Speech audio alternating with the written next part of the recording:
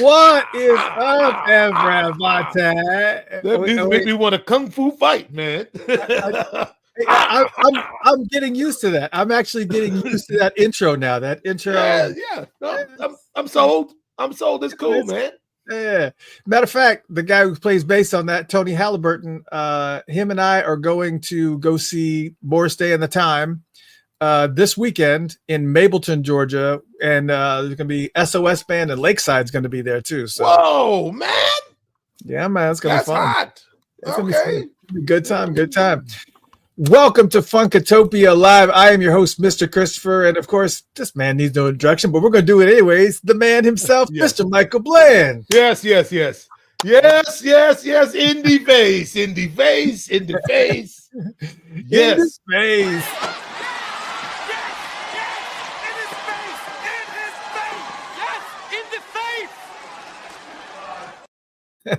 face. Love it. Well, Eddie's probably somebody gonna come get us after a while if we. Man, I hope using the Eddie Murphy in the face. Well, I hope you guys are having a good time tonight, man. We have the one and only Jerry Hubbard's going to be with us. And I got an opportunity. We chatted for an hour earlier today.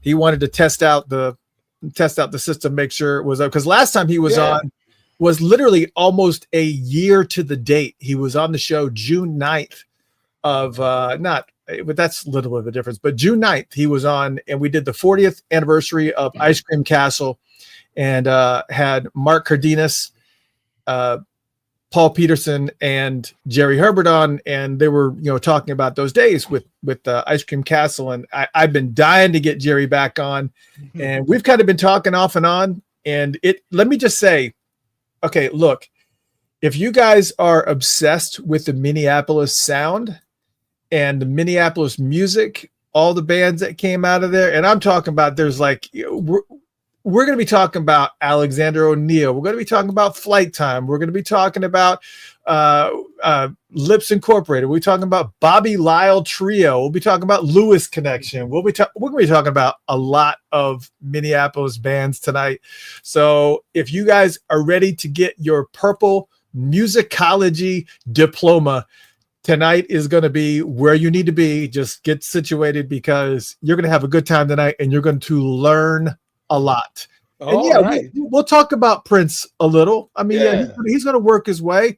We've said this before. Prince is the Kevin Bacon of 7 Degrees of Separation. It's like, and especially when you get to the Minneapolis, I mean, he's just touched everything. And of course, he helped to blow up the scene in Minneapolis and Minnesota in general. And man, we're going to be talking about a lot tonight. It's going to be a lot of fun. I got an opportunity to sit down and chat with him about an hour, and we just there's so many stories that we were talking about, things I can't even repeat here, which is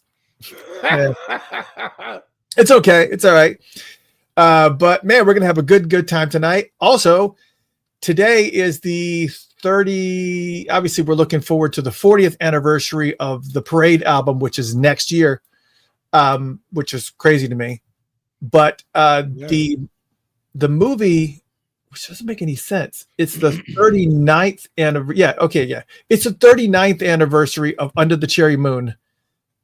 Today they premiered it in Sheridan, Wyoming. Some girl won a contest on MTV, and she got to have a date night with Prince and 200 guests, and they premiered Under the Cherry Moon.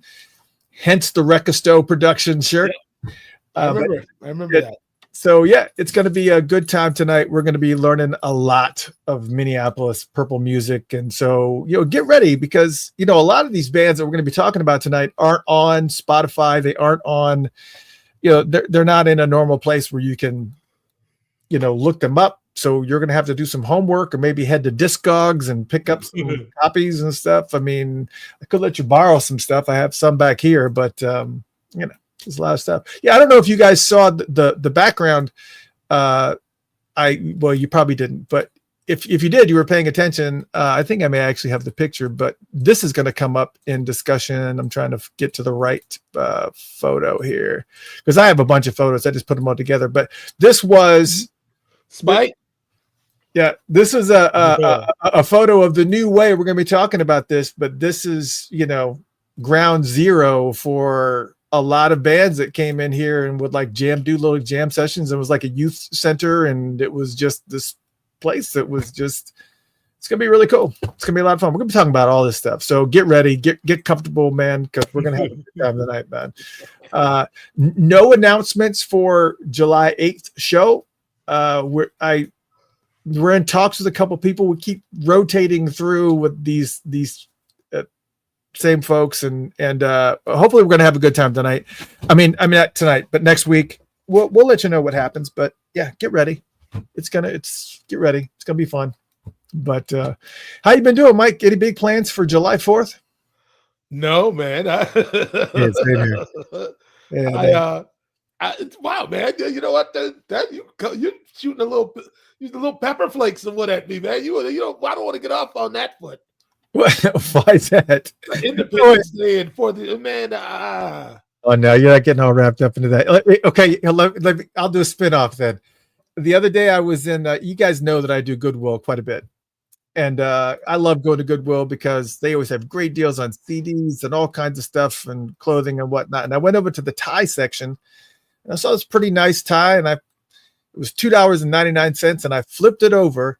And it was a Donald J. Trump collection tie, complete with the gold bar on the back. You know, where you take the butt of the tie and you take it was complete with the gold bar on the back and everything. This was $125 tie that was sitting in Goodwill for $2.99, and I bought it.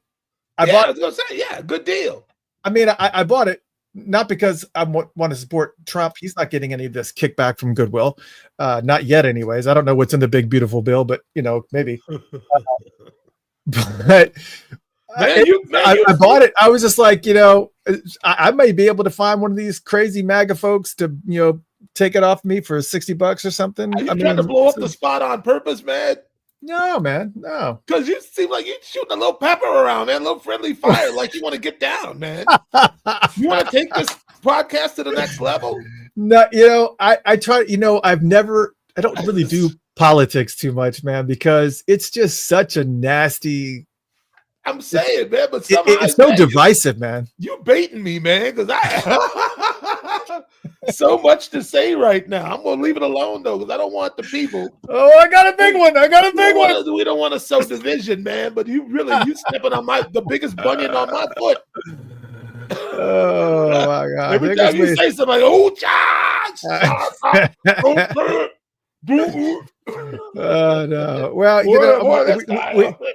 we could talk about that, but we don't have a lot of time to get into some of that stuff. Yeah, well, I'm surprised. You and I can talk after this. Yeah. Well, I was shocked to hear on the news today that that big beautiful bill or whatever got passed. It went through, man. I didn't think they could really do it, but it's like, what is happening here? Holy cow. All right. Okay, then. All right. What else are you going to say? Okay. That's what you want. That's what you got, I guess. There you go. I guess y'all about to find out. Y'all about to find out. Oh, man. We're going to talk about Spike Moss. Revolution says, please get Spike on the show. Feel a lot of knowledge. Yeah. We're going to get him on. He I think I was talking to Jerry today, and Spike just celebrated his 80th birthday or something like that. I want to say. I think it is. Right. I think so. Sure. I think so. Yeah, man. I don't, as well as that, I'm not sure if there's any religious folks out there or whatever, but rest in peace to Jimmy Swaggart, who passed away today. Oh, that's all right, man. Good for him. Yeah, he earned his way, man. Yeah, he did. Well, he had some speed bumps along the way. Oh, wait, I thought that was Jerry Falwell. Jimmy had a few. Yeah, wasn't there some type of prostitution thing that he got tangled up in or something? Jimmy Swag. I'm pretty sure I heard that when they were talking about. This is like, you can't let the man die in peace. You're gonna throw it out. Rest in peace, Jimmy Swag. All the way he had that whole thing. Well, whatever he did, he's paying for it now. That's all right. Amen. I believe in empathy for all. Yeah, I know. Let's just say hi to some folks. The Phantom is Fanto. What's going on, man? We see you over there. April, we see you. Purple Nerd Channel is always in the house. We're doing good. Kimberly White. Yeah, we're going to do another good interview tonight. Joni Comenzo, Krista, what's up? Joe Cooley, Krista Schlosser. Yeah, what's going on from Minneapolis? You up in Michael Bland territory. Henry Nelson from SoCal. Oh, another SoCal. Sue Bailing's in the house too. Sandra Morales, what is going on? Good to see you during the celebration. Brian Davis in the house. Greg Brown's in the house. Greg just got an opportunity to see Dumpster Funk for the first time, which is Ivan Neville. You know, there's a Neville brothers. There's Ian Neville and Ivan Neville. It's just, I mean, you got to see, and that was the first time he ever saw him live. I was like, yo, you got to see Dumpster Funk live. They're bad. They're bad. Chari from Rancho Murrieta. I don't know what that is. Adam Laurie, what is going on? Old time OG Funkotopian right there. Patricia Ruffin, what's going on? Yeah, and of course, we already talked about Revolution 86. Susan Peterson. Carrie Martinez, of course. Hello, man. All you fine folks, look at you. Kimberly says Swagger was caught twice. Swagger. You can't have the last name Swagger if you got it. Yeah, well, hey. Yeah, that's right. Mm-hmm. Karen England, what's going on? Pars, what's going on? Janice, what's going on? Yeah, man, it's gonna be good. Yeah, 8:00 hours when we start. It's in 8 p.m. So 1 minute from now, Jerry will be jumping on here. I'll send him a quick text to make sure he knows it's 8:00 hour, because a lot of times with these fine folks, that are over there in on the West Coast, you got to remind them, you know, we're in ATL. Well, you got every one of us is in a different time zone. You're an hour behind. You're over in Minnesota. Sure. Mm-hmm. So yeah, man, it was good. It was good to see Jerry earlier today and just kind of sit and chat and just kind of have a good time. We were talking about, you know, I'm really nervous about doing this because, you know, I did an episode a while back talking about Prince's passing and all the different little intricacies of it and some of the things that, you know, some of the conspiracy theories and whatnot. And I covered it one time, and it was in 2016. Matter of fact, that's how long ago it was. Or maybe it was 2017. I'm not exactly sure, but there were so many conspiracy theories and so many people felt some sort of way. And, you know, did he do this? Did he do that? Did he, you know, whatever. And, but now that, you know, as I said, it's one of these dangerous territories. It's like it make a great topicality, but on the same note, you kind of tread on some dangerous grounds, and some people start feeling some sort of way. And then, of course, you know, obviously, you know, we're watched very closely. So it's like, yeah, it's like, what can you talk about? What can you talk about? And so I don't know. What are you getting at, man? I feel like it would be a great topic, but I kind of feel like there's no safe way to do it. There's no safe way to encapsulate it, man. It's just, well, I mean, but that's mainly because we don't know what the truth is. yeah, I know. And I keep hearing little pieces. And I keep hearing these little pieces from the people that were inside and some people that were there that day or later on that day. And some people that heard things or knew things prior. And it's just like, man, it's just like, all these pieces kind of fit together in little weird ways, but man, eventually maybe we'll do it once things kind of lighten up a little bit. But right now we ain't light. I mean, what are you saying would be the objective of the discourse? I feel like topics like that are going to be unavoidable come next year in the 10-year anniversary. I think it's going to kind of be people kind of look back and, you know, I don't know. Let me just say this. I know that you guys would like for me to do a topic about it, and a lot of people feel some sort of way. But I feel like it kind of opens up a can of worms because some people really have some hardcore thoughts about it. And it can go negative really fast. So yeah, it can go negative really fast. So anyways, you know what? You know what also though? I mean, but I'm saying if we're going to go there, the objective would be important to me. Like what? Because we can't just have a free for all. And it's not a matter. I see Kimberly White says, never be afraid to do it. Fearing folks is BS. That's all well and good, but we want to make sure our discourse is constructive. We're not trying to cause more controversy. Exactly.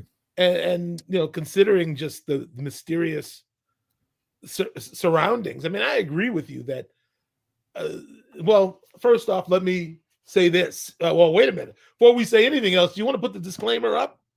Oh, yeah, sure. Yeah, we probably should. Yeah, we got that disclaimer ready. For those that tuned in for the first time, we always have to run this disclaimer saying that Funkatopia Live is not endorsed or affiliated with Prince, Paisley Park, or the Prince Estate, and all commentary here is just us talking. Yeah, it's all rumor and conjecture unless you hear otherwise from an official source. It's just blah, blah, blah, blah, blah. And we always have to put that up because we say a lot of shit on this show. Yeah. And it ain't supposed to be rubbing off on anybody else. This is just two monkeys throwing turds, okay? Don't take anything you hear seriously. That's right. I mean, it's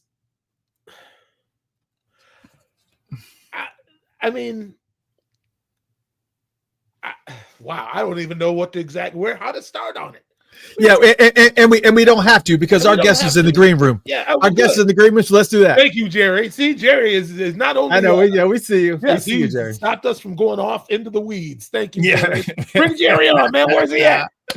Ladies and gentlemen, tonight we have an amazing dude. I'm so glad that I've gotten to know him over the past year.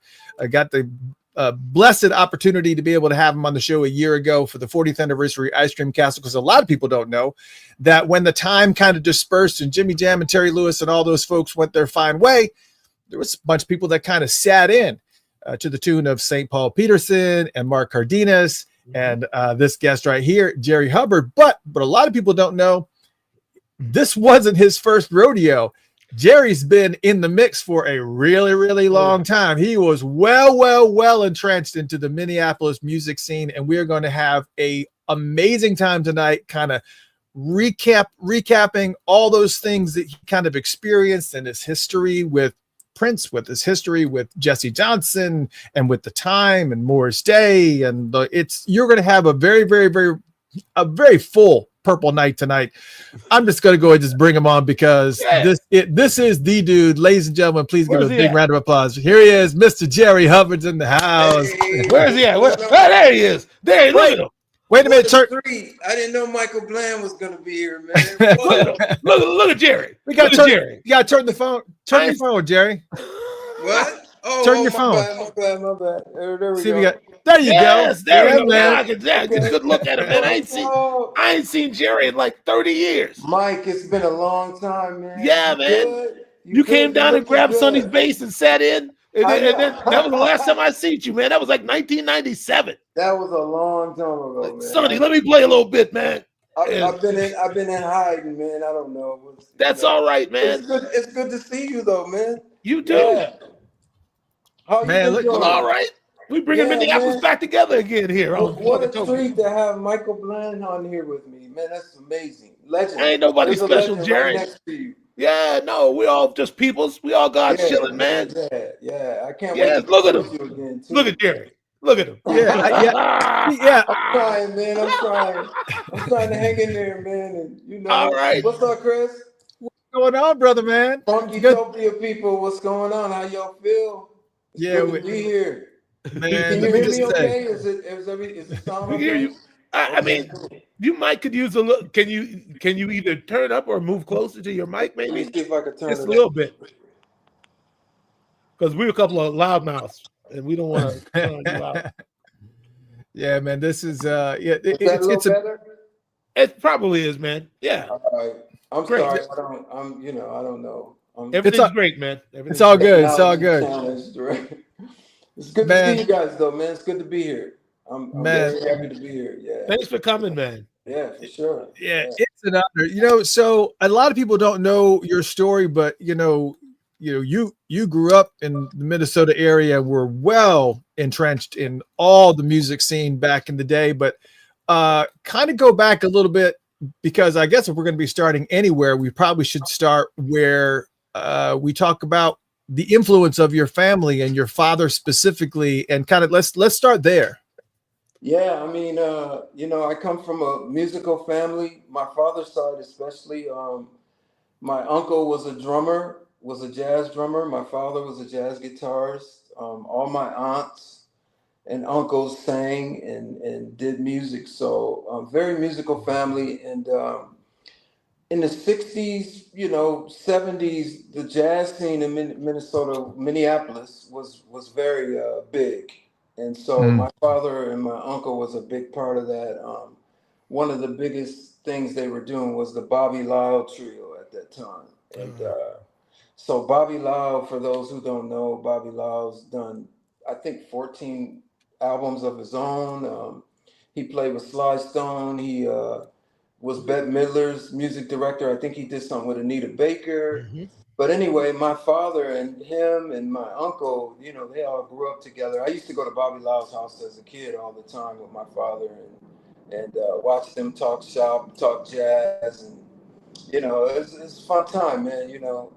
Growing up, I got exposed to a lot of that jazz, music and stuff. And my father would take me to all the rehearsals and gigs and studio sessions. I was in the studio as a kid, I remember, and so a fun time in Minnesota at that time. A lot of music going around. I think that a lot of people like Prince and Sonny T and people that came from over there were very influenced by the jazz scene that was going on at that time. Yeah, Sonny told me, used to tell me about your dad. Just like he was like, man, Jerry's dad was bad on guitar, man. Yeah. Sonny spoke highly of your father. Yeah, my dad was no joke, man. He was an amazing guitar player, and he also could play other instruments. I remember walking in once on him, and he was playing the piano, and he was actually killing the piano, And I was like, I didn't know you could play piano, but jazz cats at that time, they didn't want to admit that they did anything but what they did. Master your instrument. Don't worry. So my father was like, no, I don't play piano. I'm like, I just saw you play. Like, what do you? So, he could play many different instruments, but he was amazing on the guitar, man. You're breaking up a good bit. Is it just me, or are you hearing a breakup too? I'm hearing some distortion. It may be the connection, maybe. Yeah. You want me to reconnect? Let's see. Yeah, let's try to reconnect. Let's try to reconnect. Okay. Let me go. Just disconnect and reconnect, and then just take it out. Yeah, we'll bring it back. We'll bring it back because we, obviously, we want to make sure that we have a crystal clear thing. But yeah, what was Jerry's father's name? I don't think he always mentioned his father. What was his father's first name? I thought maybe he was Jerry Hubbard Sr., but I can't remember for sure. Yeah, I'll have to I'll definitely have to check it out. Yeah, I'm gonna have to ask him about that. Yeah, I'm not certain because Sonny just said Jerry's dad. Yeah, I'm gonna kick him so we can do a complete reset, and even as to reboot his phone is fine. Maybe some other people know too. Here he is. He's coming back on. Let's see if this is. Let's see if he's got it fixed up. Let's see. Better? No, it's still crackly. That's really weird. I don't know what it is. It's still. I wonder if you may need. Do I sound like that when I talk? Yeah, it's just you. Oh, I don't know what that is. It's really strange. I mean, if you need to reboot your phone to get a reprocess the connection, that's perfectly fine. We can wait time until then. Okay, let me try that. And then I'll be back. Go for it, man. We'll hold it down. We can definitely hold it down for sure. Yeah. We want to make sure that you guys get the best show you can. Here's what I'm worried about now is that us becoming known as two monkeys throwing. Yeah, we always do that. We're just two simians. Yeah, I was birds. When I talked to him earlier, he was naming off a bunch of people that he kind of wanted to give shout outs to. And because as of this morning, I really didn't have anything put together as far as, photos. And so I kind of had to do a lot of research on some of these people in like a scramble mode. But it's going to be good. He didn't readjust his volume. He moved his phone closer. He didn't change the volume. Just so we're clear on this. Somebody said he was fine before he adjusted his volume. Oh, was it? Okay. Yeah. I didn't really notice too much, but echoey and it was just, Karen said senior. So, okay. Yeah. All right. So Jerry Hubbard Sr. But I'll look it up because I was trying to find some photos of him and I couldn't find, I couldn't really find any photo. I'm going to try to find a photo now while I'm sitting here looking. Well, but yeah, I mean, so was 97 the first time that you got an opportunity to meet him? Yeah, he just came through bunkers. Sonny had started playing with us around sometime in 97, I'm pretty sure. And then everybody just started coming through. Like other musicians that Sonny used to work with were just kind of materializing down there. This drummer, Mo Stevenson. And we're still on the same trajectory as the topic of the show, by the way. Yes. Yeah. Mo Stevenson would come down. Wow. Because Jerry's back. Okay. And I see Card in the house. Sorry about that, man. I don't know what's going on. Oh no, you're great. It's perfect. Don't do that. Yeah, my phone kind of heated up too, so I don't know, really what's going on. Hopefully, it doesn't happen again. But we'll let you know. Man say Mo Stevens. Wow. Oh, you heard me say that? Yeah, we were just talking about. Oh my gosh, Mo Stevens was one of the baddest cats, man. Oh my god, man. Is he still around, Mike? Do you know? Or I have no idea. I was just. I honestly don't know, man. Next time I talk to Sonny, I'll ask him if he knows anything. Yeah. Yeah, Mo was, man. I had a chance to play with Mo. He was an amazing drummer. Yeah, Sonny told me, man, Mo was bad back in the day, man. Yeah. Oh, he was the baddest cat on the block. I remember he used to give Kirk. Kirk was learning percussion. He used to give Kirk percussion lessons and stuff. Sure. And a lot of people don't know Kirk Johnson for sure, man. Yes, Kirk was in Sonny's band playing the bongos and the congos when he was like 8. Yeah, 8 years old. Wow, that's crazy. I'm gonna try to move to a different area and see if it'll stop. Can you guys still see me? You still got me? Yeah. No, we can still see it. I'm concerned, Jerry, but do what you think might work. Yeah, I mean, it could be a connection issue too. You're right. It could be a connection issue because if like your phone starts fighting between the Wi-Fi and the data connection, it could be that too. Yeah, I think this is a good but. one. All right, cool. Yeah. So where were we? Yeah, no, it's still a little bit of a bad connection. Oh, you still hearing? Whoa. Yeah. I don't know what it is. Very strange. Let's see. Do you have a good Wi-Fi connection where you are? Yeah, let me try to get on Wi-Fi. Let me see what's going on with that. Yeah, if you get off data, maybe just get on Wi-Fi. We had to do that with. I'll mute him for right now. Yeah. We had to do that with Jesse. Jesse had the same scenario where it was when Jesse's first time he came on. We had to pull off.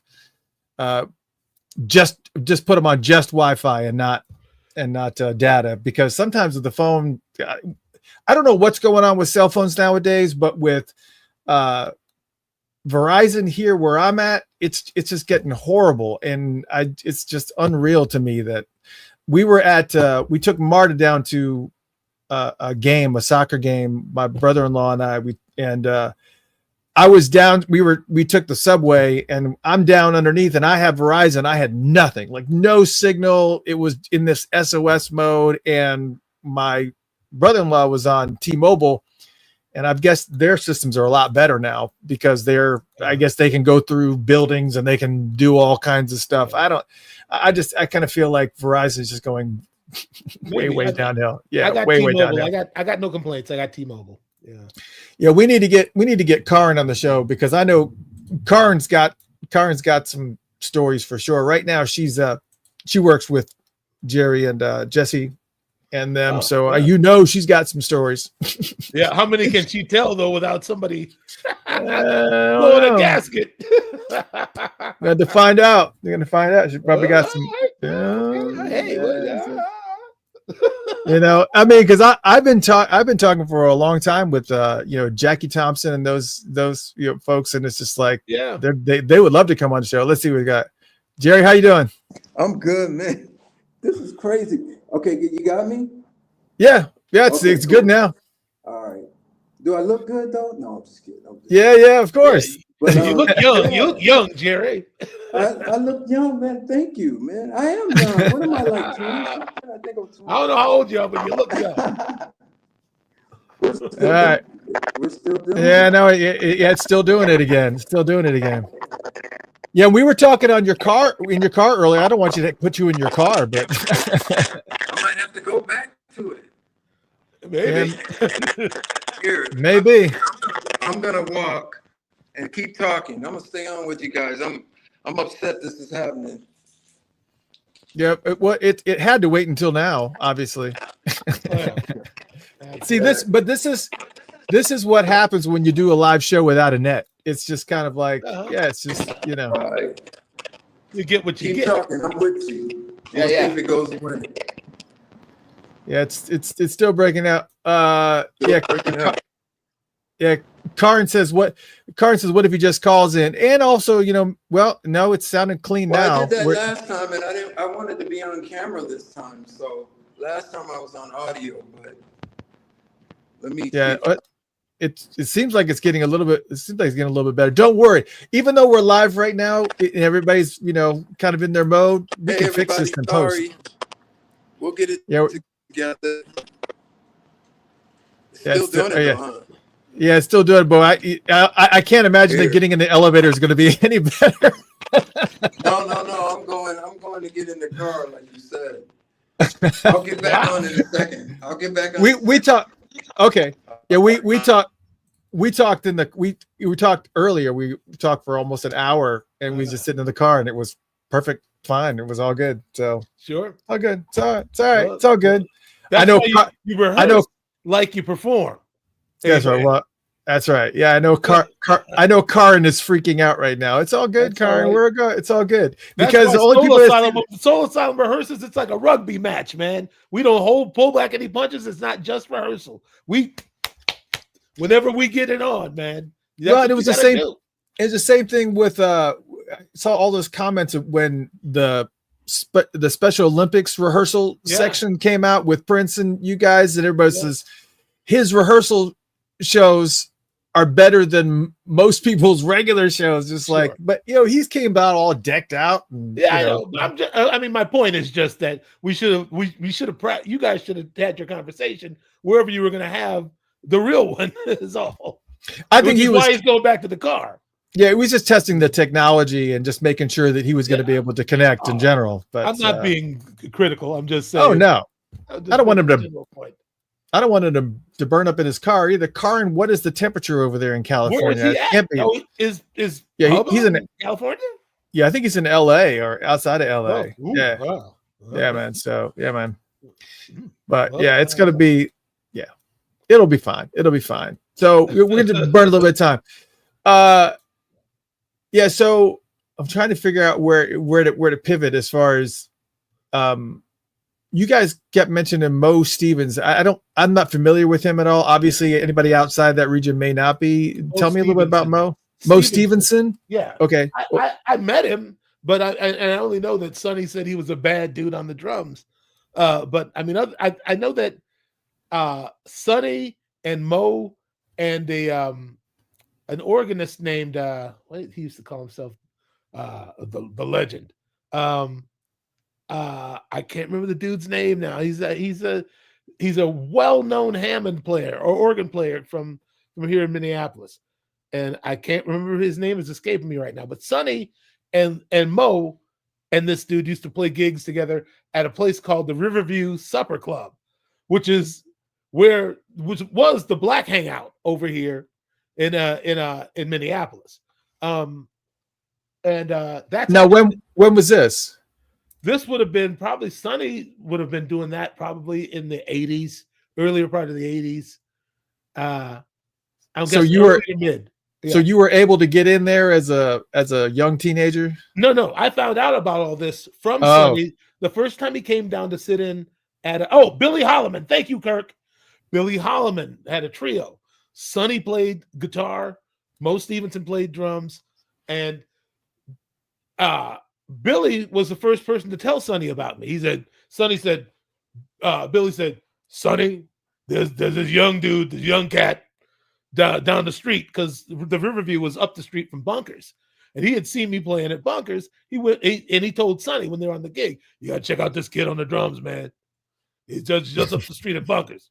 And so Sonny came down and sat in. And it was like from the first couple notes, it was like, where have you been all my life? Me and Sonny were looking at each other like, it was like, this is crazy. I knew something special happened in that moment, And Prince obviously picked up on it at some point because we ended up, in the band together, Well, I'm seeing Jerry. He's sideways, but I wonder if it will just turn around when I bring him in. Let's just see what the connection is. And I don't know the connection. All right, let's just see. All right, how's that? I thought Sly Stone jumped back out the grave, man. Yeah, that's better. That's cool. Man, I feel bad, man. I feel bad. But anyway, the lighting is going to be different, but hopefully it works better here. You look like a superhero right now, man. Yeah, we can see you fine.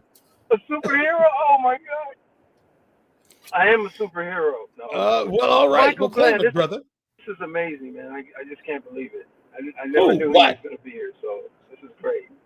Hey, what were we talking about? Where did we leave off? I can't remember.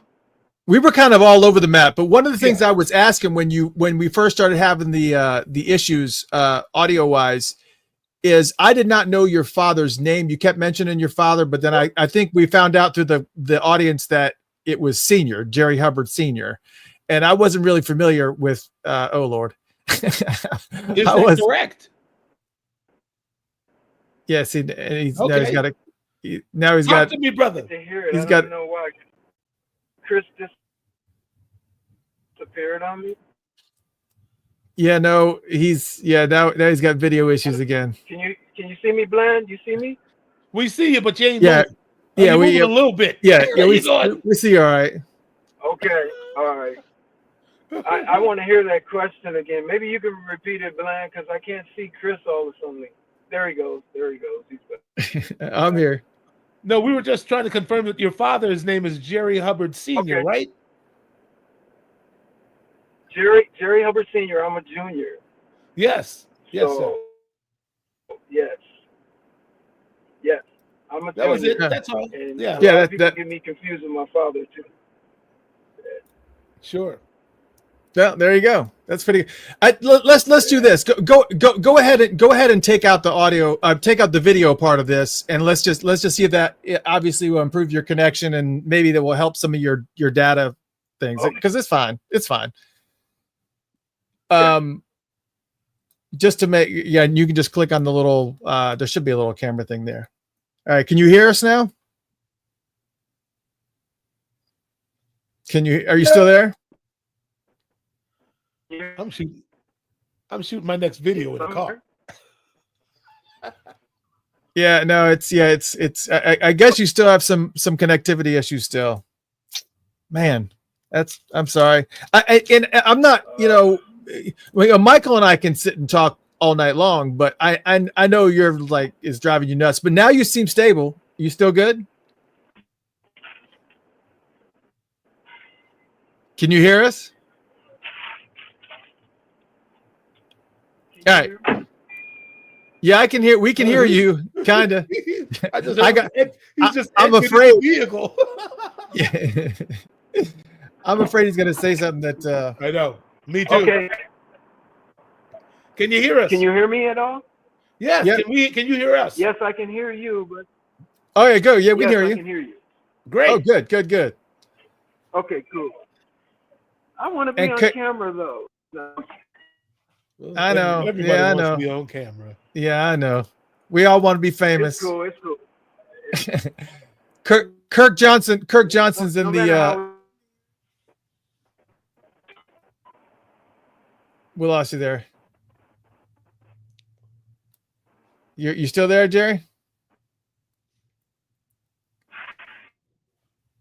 All right. Are you there? This sounds like some background stuff. I'm gonna. I was like, taxi. Yeah. Taxi. That doesn't sound like to me. Yeah, Karn, maybe you give Jerry a call and see if you guys can try to get him into a solid spot. It's one thing or the other. It's either Prince is demanding that we discuss this right now. No, not doing that. We can't. That's all right. Prince is saying, wait up, hold up on Jerry. No. Discuss what happened to me. I want somebody to say something. Yeah. Let's not. Yeah, it's not. Yeah, there we go. Can't do that in the. No, not right now. Listen to me. So, yeah. Anyways, I don't know where we're going to pivot to. Yeah. So one of the things I'm kind of obviously excited about is that there's so much to talk about, but there was 3 bands that I got photos of, and I wasn't sure who they were, and I'm going to bring them up. And while we're waiting for Jerry to work through some of that stuff, and I'm trying to remember. Okay, so I'm going to pull up some pictures of some bands, and let's see if you can tell me who they are, because I couldn't figure out who they were. Let's start here. There's a 50-50 chance I'll know who I'm looking at. All right, who's this? And maybe some people in the chat room would probably know too. Since Kirk is actually in the chat room, maybe he can tell us who we're looking at. Yeah, Kirk Johnson may be able to tell us who's some of these folks are. I see David Island on the far left. I see Cynthia Johnson. That's probably Flight Time. Yeah, and I remember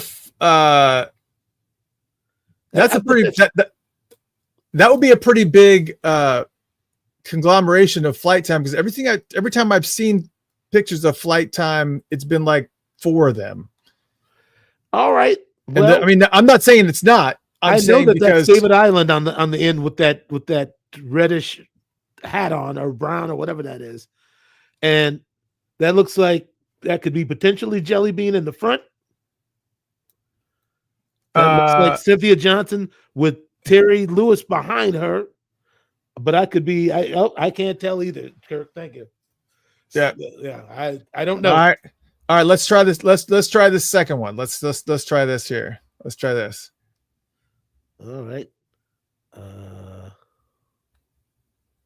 And this seems like one of these iconic shots. Like, these people have seen these bands, and you can. I don't know. I don't know who that is. So I'm glad that I'm not alone. I was thinking, man, I know that people kind of, but I see so many of these shots, and it's like, I mean, these are like, supposedly legendary Minneapolis bands, and they probably are, but I don't know. I just don't know who some of these folks are. Yeah. Okay. I don't know that band. I'm sorry. Yeah. I'm also giving a little bit of time for, some of the folks in the chat room that may be able to talk about this too. Yeah, it's a great pick. Here's another one. Wow. And these are all Minneapolis bands too. Okay. That are like. Yeah, I was gonna say maybe West Side too, but I don't see Junior. I don't see Junior Trejo. Yeah, let's see. Jerry's back on. Let's see if he's back on audio, or he's not video, but he's on audio. Okay. Jerry, you there? Can you hear me? We can hear you great. Yeah. Okay, cool. Hopefully we got a good connection, at least with audio. Yeah, this works great. Okay. Yeah, it sounds good. Clear connection so far. Yes, definitely. Sorry about that, man. Technical difficulties. Whoa. All right. So we're looking at something about Kirk. What were you saying about Kirk? I was saying he's in the chat room right now. He was saying hello. Oh, is he? Oh, what's up, Kirk? I ain't seen Kirk in a while, man. What's going on? This band that's on the screen right now, do you know who these folks are? Oh, who is that? Let me see. Is that a band? Yeah, it's a band. Yeah, Damon Dixon said that's not a band. Those are just some brothers from North Minneapolis. Them just some brothers. That ain't no band. Oh, is that Purple Haze? Yeah, I think that was they met. Yeah, it is Purple Haze. Right. Yeah, I think that might be Purple Haze. Yeah, them cats. Yeah, they were around back in the 70s. Yeah. Wow. Okay. Wow, that's a long time ago, man. Man, we got some Minneapolis, the deep Minneapolis folks. Got Damon Dixon's in the house. Damon D's here in the house. D, what's up? Yeah, Damon D's here. Kirk Johnson's in here. Northside represent. Yeah. Man, I'm so mad I'm not on camera now, man. No. What's up, fellas? Man, it's good to hear from everybody. See everybody. Yeah. And what about this band, Jerry? You know who this band is? I don't know who that is. Were they in Minneapolis? Yeah, there's three bands we couldn't identify. The one I just showed you, this one here, and then this one also, which we think this is a variation of Flight Time. That looks like that. Yeah. Wow. Let me look at that closer, because yeah, I was trying to see if that's actually Terry Lewis in there, isn't it? And Cynthia Johnson. Yeah, that's a variation of and that's David Ireland. David Ireland's in the hat. Terry Lewis has the other hat on. And and that's Joey Kareem. Whoa, where'd you get these pictures, man? Wow. I was digging. That's Bean in the front. Yes. In the face. Yeah. Yeah, that's Flight Time. That's a variation of Flight Time. All right. I got 1 out of 3 then. Yes. There you go. And you got it. My man, the horn player, the big guy, I forgot his name. It's been so long, man. Wow. What a shot, man. That's crazy. So let's talk about, you getting into music, obviously, being surrounded by it with your father and everybody that he was tied to as well.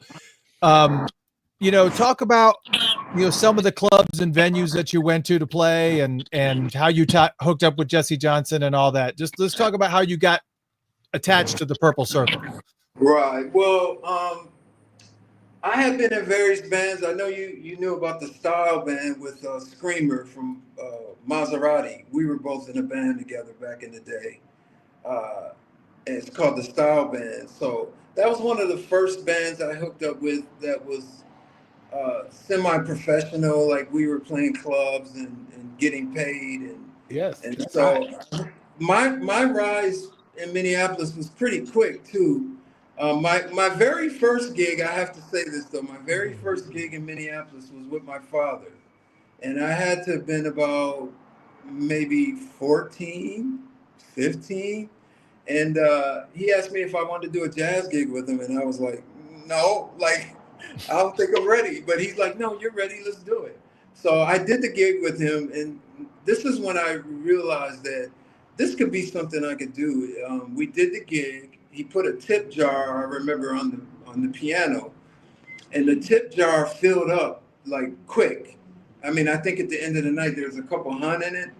Wow. And, my dad performed and I performed with him. And then I got paid for the gig. And then at the end of the gig, my dad hands me the jar with the tips and says, here, this is yours. So I'm 14, 15 or something with I just made $300-400. Wow. And I'm like, wow, you can do this with music? Because up until that point, I didn't know if I wanted to do music. I was kind of in the sports. I loved athletics, so I loved football. And so I kept telling my dad, I want to be a football player. He kept telling me, no, you don't. I was like, okay. He's like, you want to do music? I was like, okay. But when we did that gig and I made that money, I realized, wow, you can make money doing this. And it's something I love doing too. And I realized I had the talent. So that was my first gig. Then I kind of branched off and started hooking up with bands in the neighborhood. And I actually got into a band with Speak of the Devil, Mo Stevens, Randy Barber, Mike Barber. These are some cats from the hood. You remember them, Blind? No, my dad didn't let me go over north, man. But I heard about most of these cats once I started hanging around Sonny. Yeah. Well, Mo Stevens was on drums. Mike Barber was on guitar. Randy Barber was on guitar, and I can't remember who else was in it. But that's one of the first bands I entered. I was very, very young. We used to do weddings, and we did high school proms and stuff. And I did a few gigs with them. And I think after that is when I hooked up with the style band. I may have it in reverse though, but I was with those two bands. And then I ran into Alexander O'Neill. One day I was riding my bicycle over North Minneapolis, and Alex jumped out of his car and said, "Hey, are you Jerry Hubbard?" And I was like, "Yeah, And he's like, "I heard you could play the bass." And I'm like, "Yeah, I can play the bass." So I can play the bass. Yes. Yeah. So he's like, "I'm putting together a new clique." And at the time, Alex wanted to do a rock clique. So he's putting together, I think he did a single called, I can't remember the name of it.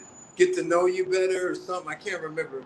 I think Jesse actually played on it too, but he was trying to do a rock thing. He was trying to get away from the R&B crooner thing. And so he asked me if I wanted to join, and I went and auditioned. And he told me, "Yeah, I like the way you play, and you can be in the band." So at that point, I started playing venues like First Avenue, 7th Street Entry. So I played a lot of those venues even before I got with the Time and Jesse and all that. And, Alex kind of took me under his wings, schooled me a little bit.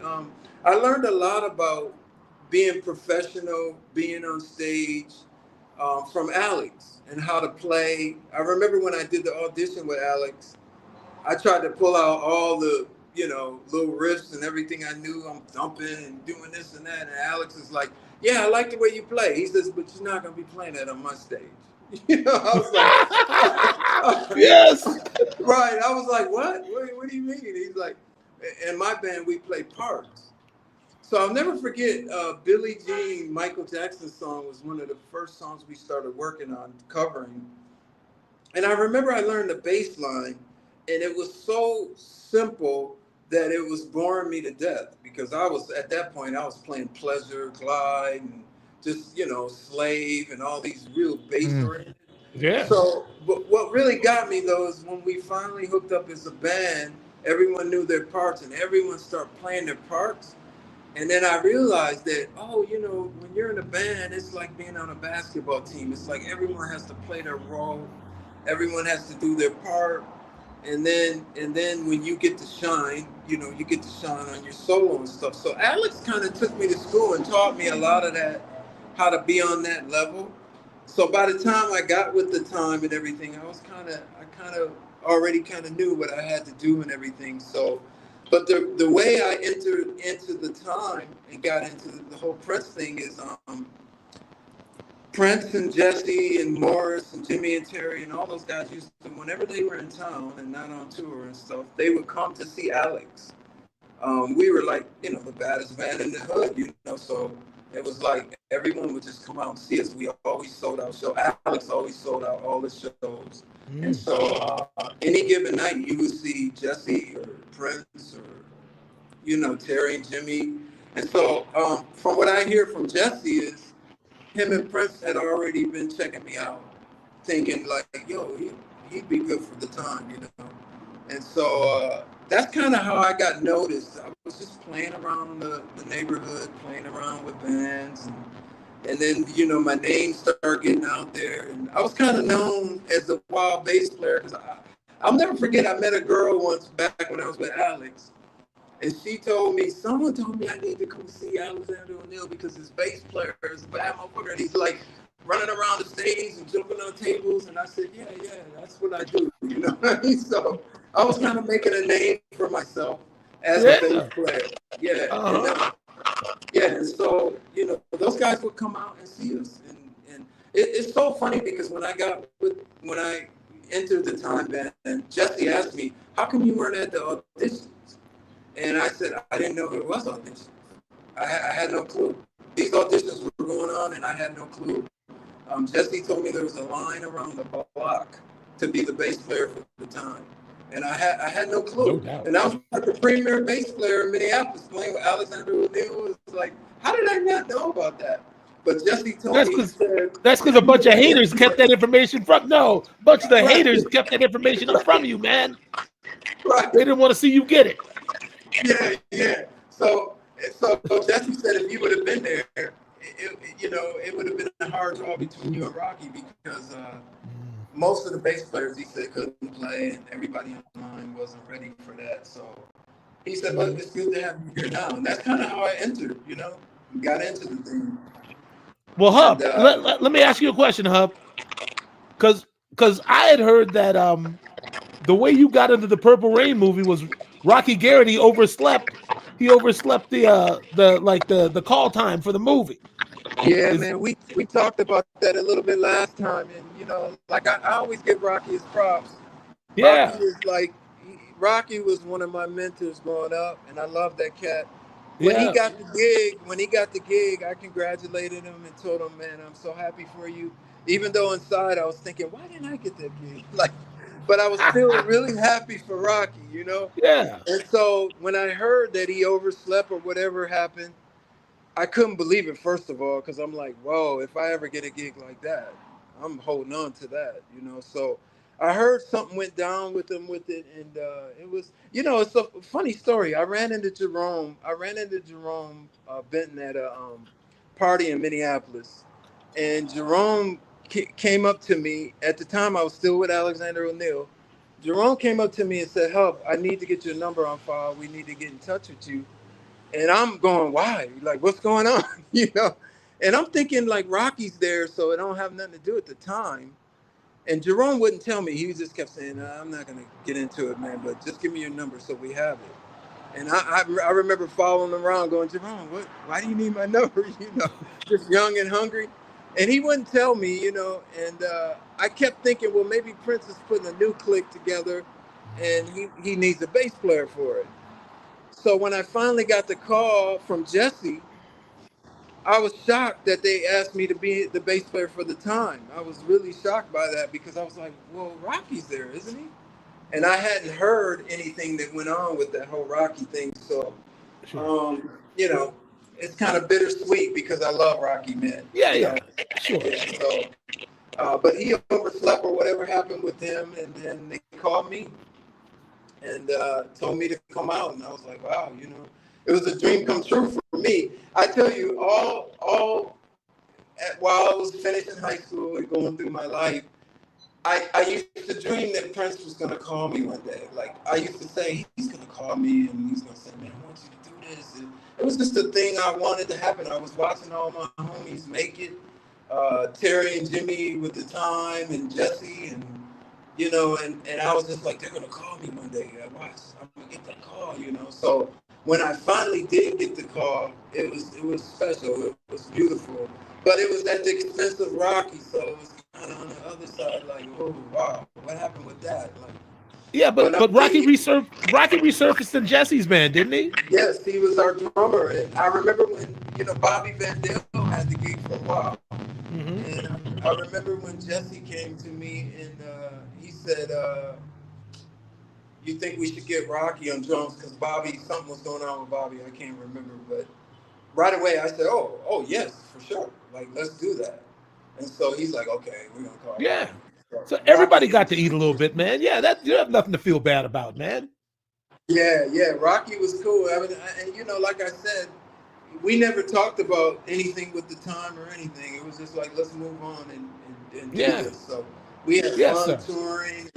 Yeah, Rocky was my guy, man. And I remember being a little kid. I may have told this story, but I remember being a young boy in Minneapolis playing with my, young bands. And Rocky was walking through the park. I don't know if you guys remember Michael Bland, if you remember North Commons Park. A lot of stuff went down over there over North. I heard about it. Yeah, it was a cool. But anyway, Rocky's walking through the park and he sees me kind of bumming out, like, and he goes, "Hub, what's wrong, man?" I go, we were just doing sound check, and I broke like a string or 2 strings. I can't remember how many. And I said, "Man, we got to play in like, 30 minutes or whatever, and I don't have any strings." And he says, "Oh man." I said, "Do you have any strings?" And he says, "Actually, I do, but I don't have them on me." And I said, "Oh man, I'm gonna have to do this whole thing with 2 strings or something." And so Rocky, carrying his bass, says to me, he says, "Man, don't worry, man. Here, take my bass." And I mean, it was a Fender Jazz. It wasn't no cheap bass. Like, he's like, "Here, take my bass. Yeah. Do your thing. Take care of it. Make sure I get it back the way it is, and then finish your gig, man. Do it with my bass." And so he gave me his bass. Yes. He left. We played. He came back, and I handed him his bass. That's what kind of dude he was. So. That's all right, man. Yeah. I got nothing but love for Rocky, man. And a lot of people don't know too. Rocky was in a band that there was only 2 groups in Minneapolis that had vinyl that I knew of. One was the band Rocky was in with Robin Robbins, called Cohesion. And Ricky DeJesus was on drums. Rocky was on bass. Robin was on guitar. I think Robin went to school with Prince, and they had a single called "We Are Cohesion." I'm slipping my mind. Who is that, Chris? You still there? Chris, I can't hear you. Chris, we can't hear you. Oh, sorry about that. Yeah, no, I was just putting up a picture of Rocky Robbins. Sorry about that. That's Rocky Robinson. So I'm talking. His brother was in a band called Cohesion, and they one of the few groups that had vinyl, which we thought was crazy in the '70s. Like, oh, they got a record, It was them, and then Jimmy Jam was in a band called Mind Over Matter, Eminem, and they had a vinyl out at that time too. So. Rocky and them, Rocky was a big part of the Minneapolis thing too, and he was. I just can't say more about him, man. I love the cat, man. I hate that he's passed away now because he was so young too. Yeah, I know they said they used to call him Little Jocko. Little Jocko, yeah, Rocky. Mm-hmm. The thing about Rocky too, a lot of people don't know, is Rocky could play all the instruments. So, yeah. Mm-hmm. Yeah. Sonny told me that. Right. I tell people a lot of times that they always go, "Yeah, Prince, what did he play? Like 50 instruments?" And I go, that's amazing. But from where we come from in Minneapolis, a lot of people could do that. Sonny Thompson plays everything. You're making a good point. Yeah, Sonny played keys, he played drums, bass, guitar. Right. I heard that Jimmy Jam was a really good drummer. Yeah, I mean, everybody kind of played everything. Yeah, we sure did. You know why? Because it's the Midwest, and all we had was winter, and a few brief months of like good weather. So everybody's shedding during the winter time. You just expand your arsenal. Yeah, you're moving into a bad audio spot again. I haven't even moved, so it's just doing it again. Is it better now? Yeah, I think it's better. Is it? Yeah. Is it better, Mr. Christopher? I had to wait until it's. I can still hear these little pops that lead me to believe it's not. But man, this technical stuff is crazy. Like, let me see if I can go move around. Yeah, it was crazy because when we were talking earlier, we didn't have any of these problems at all. I know. The gremlins. Mm-hmm. Is it better? Is it a little better? A little better? Yes. Well, it was.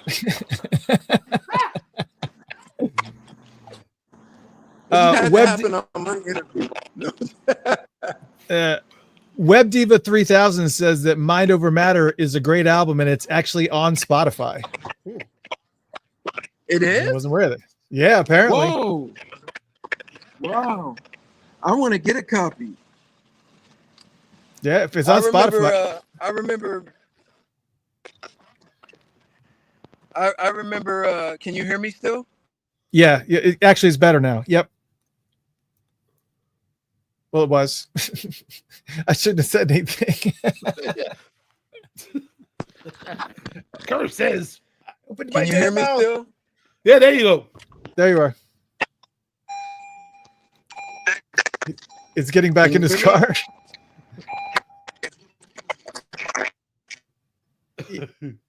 Oh boy. I just don't know what is going on. Yeah, are you there? Let me see if I can do this. No, we can hear you now. Can you hear us?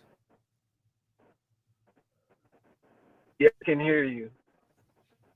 Yeah, we can hear you too. Okay, I'll keep talking. Yeah, keep talking. Oh man, I can't. What a bummer! All this technology is crazy. But anyway, yeah, so can you hear me? Yeah, it's still breaking up a little bit, Jerry. I think I lost. Yeah, I don't know, man. This is really straight. Or maybe go to. I'm gonna send him a text message. Maybe because I think Watered had a good suggestion. Maybe going someplace where there's Wi-Fi or like a stable Wi-Fi that he can jump on. Where there's stable Wi-Fi, like a hotel or something, yeah. Or even outside of a Starbucks. Can you hear me now? Yeah, we can hear you. Can you hear us? I don't know if they can hear. Yeah, I can hear you now. Okay. All right. Well, yeah, we can hear you. You can hear me better. Can you hear me better now? Yes, we definitely can hear you better. We can resume, man. I apologize. I apologize so much, man. No problem, Hub. It's all good. I just actually just took off and left where I was and see if I could get a better spot. Yeah, it sounds good now. So yeah. It sounds a lot better? Okay. Yeah, it sounds better. Yeah, definitely. All right. Well, I'll just stay where I am. I'm in my car. I guess I have to be in my car, I guess. Yeah, you got to put your seatbelt on. You got to put your seatbelt on. Oh, for sure. Oh, can you see me? No, but we can hear the seatbelt. Oh, don't be freaking me out. Don't be freaking me out like that, man. You're like, put your seatbelt on. I'm like, can he see me, man, or what? Like, no. Okay, so we're all good if you guys can hear me. Yeah, let's keep moving. Yeah, all good. All right. Do I sound different though? No, you sound fine now. Nope, it's all clear, man. Okay, cool. Oh gosh, I didn't. It's all good. All this. It's all good. So where were we at? Like, well, we were kind of all over the place, but let's talk about some bands and let's see if it spark any stories. Because I found this interesting that I just found out today. I found out about because you actually have a connection with this, no pun intended, the Lewis connection. Lewis connection. Now tell me you can still hear me. Can you still hear me? Yeah, we can still hear you. Still good. Sir. Yes, okay. Sir. Lewis connection. Wow. Sonny was in that band. Sonny T. Mm-hmm. Mm-hmm. Sonny T, Pierre Lewis. Pierre Lewis is my cousin. Andre Lewis, I think, was in there. I can't remember who was on drums. I almost want to say Del Alexander was on drums, sense. But I can't. Yeah, I can't remember if he was though. Okay. But yeah, the Lewis connection. Wow, that was the band after the Family. Yeah, that was a pretty big band in Minneapolis. They played a lot, and that was Pierre Lewis branching off and doing his thing. So yeah, that was my cousin, man. I think Pierre passed away, if I'm not mistaken. I don't want to say that if he didn't, but I think. Would that be recent? I think a few years back someone told me that, but I don't know if that's true. I don't know if that doesn't sound accurate to me, man. I can't be sure. But have you seen him? I thought I saw somebody mention him recently somewhere online. Okay. Well, I hope that's the case because I love them, brother, man. Yeah, he had been playing with the Commodores, right? I think has he been out with the Commodores?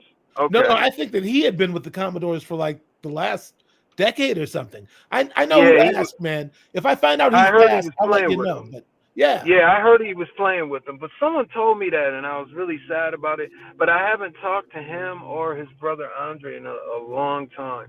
I see. Last time I seen Pierre, we had a little incident with Prince. I don't know if I told this story, but we were standing in First Avenue, and I had already been with the Time for a while, and he was asking me, how's it going with Prince? You know, is he treating you well? And I said, yeah, man, Prince is cool, man. He always treats me, you know. By the way, Prince never came to me with anything negative to say. Through my whole time of the Purple Rain and the Time, I don't remember him ever criticizing anything or coming up to me saying anything bad, man. It was just always encouraging, telling me to, you know, keep working and it's looking good. I remember when we were shooting Purple Rain and he would come up to me and say, hey, I just saw the dailies. And he'd say, man, you're looking good, man. Keep up the hard work, man. Keep going. Like, and I go, oh, thanks, man, you know. Yeah. So he was always encouraging to me, man. And I always wondered if it was that, you know, it was respect for me, but he knew my father too. He knew about my father. Yes, so he knew I'm about sure that was part of it, man. And like himself, he you know, I mean, his father was a master in his own way, you know. So exactly, I'm sure he probably related to you in that respect. That, you know, he did. He looked up to his father like you probably looked up to yours, you know. And his father knew my father. So I remember one day I drove up on John Nelson, Prince's dad, and we were in Minneapolis, and I saw him driving on the street in the purple Beamer, and I pulled up. I said, John, what's going on, man? He looked at me like, who are you? Like, it was funny. And when I said Jerry Hubbard, I said, Jerry Hubbard. And he said, oh, hey, man. And I swear to this day, I think he thought I was my dad. Wow. You know what I mean? He may have thought I was, you know, I don't know if he knew that I was with the Time and I was with his son and everything, but the way he turned and said, Jerry Hubbard, oh, hey, man. You know, I was like, I wonder if he thinks I'm my dad, man. Like, hey, who knows? Yeah, who knows? But John was cool too. I got a chance to meet him and talk to him a few times. He was real cool. But yeah, Prince was always on the positive with me, never negative. And he would say these little things to me that would make me feel so good. Like one day he came up to me and he said, you know, you're the only bass player that I you know, that plays my stuff exactly like I played it and recorded it. And I was like, really? Like, wow. Okay. Thank you. You know? Yeah. And you know, I kind of believe that too, because he never, like in rehearsals or anything, came over to me and grabbed the bass and said, no, I want you to do this or do this, play like this. But even Jesse, when I got in the Time, said, man, your bass playing is on point. Like, you know, we're happy to have you on the bass. It was always about choreography for me. You know, that was the hardest thing. I was looking at a clip from Purple Rain that we did. I think it was The Bird. And I'm looking at that clip thinking, did we do all that? Like, and we're playing too? Like, it's amazing. The choreography in that is amazing. Like, so, I mean, to be able to just do all that dancing, singing, and playing. Sure. It was on another level for me, man. I mean, that's another level for everybody, though, Jerry. I mean, really, you know, Bland. Prince pushed everybody different. I mean, he was like a real band leader, you know, like and he believed in entertainment, and that's why everybody was singing and dancing and playing, you know. And y'all made every other band out there look lazy. Yeah, I was looking at the Time, going, "Whoa, man, that's another level for other bands to have to reach." Because I couldn't believe. I to this day I'm looking at it and I'm just amazed at what we were doing. It was just amazing, and I have to give credit to Jesse Johnson, man. That dude whipped us into shape, man. Because most of our rehearsals were with Jesse. There was a period of time Prince rehearsed with us almost every day. It was crazy. Like, he must have been in town for a minute because he was at the rehearsals and he was talking about doing a gig with us. Like, I started thinking, does he want to be in the Time or something? Like, because he was talking about doing First Avenue. He was going to set up a gig and he was going to take Morris's part. You know what? He even talked to you. Go ahead. I'm sorry, I didn't mean to cut you off, man. But no, you're good. You're good. You just hit a nerve with me. I'm like, you know what? I think Prince always wanted to be in the Time. Yeah, I think so too. You know, I think that Sorry, he was the time, but no, that's what I was gonna say. Well, it must be a trip to know that you are the time. As far as the whole everything about it, it was Prince's idea. It was Prince's music. It was, and so just to think that it was another identity for him, and it's like, oh, I want to do this because I can do this. So I remember him talking about the suit he was gonna wear. He's like, I got this yellow suit, man. I'm gonna wear it. Blah. And then I don't know if you've seen the Minnesota Black Music Awards where he jumped on stage with us. That was amazing. I think I've seen that. Actually, Kirk just commented. He said, "Yeah, Prince was the time." You're right. He was the time. I mean, when you think about it, he wrote the music, he played the music. Him and Morris, you got to give Morris credit. Oh, absolutely. And so he was the time, and that's why the time hasn't been able to be duplicated, because it would take Prince to do that. I mean, Well, so I mean, it was his thing. Yeah. Sure. Also, Kirk, I think is saying about Pierre Lewis. He's still here. He says, nope, he's here. Oh, so, Pierre. Oh, I'm so Pierre's glad. alive. So if Pierre hears this, I'm sorry to even put that in the air, brother. Like, someone told me that a while ago, and I shouldn't have believed it. But, man, I'm so glad he's alive because, man, let me tell you, Pierre, oh, man, we got to go back to the family. Sonny Thompson, Pierre Lewis. I think Randy Barber was in that, if I'm not mistaken. Yeah, I remember Sonny mentioning Randy, yeah. Joe Lewis on drums, I think. Man, I can't remember. Man, they were the baddest. Who are you talking about now? The family, the original family. family. Yeah. Oh yeah, I think I actually do have a photo where they got the guns on the table. Yeah, I do. Yeah, I do actually. Hold on a second. Let me pull it up. Let me see them rusty. There you go. Yeah, that's Man, I see a snub nose. I see a. Oh my God! I see a band. Man, that band, I used to wait every year to see them play the festival, the big festival at Phil Sweetley. And man, they were just the highlight of all the festivals and all the things. They were the baddest band in the neighborhood. It's just that's what I heard. And I heard you better let them win, or else they're gonna beat you up.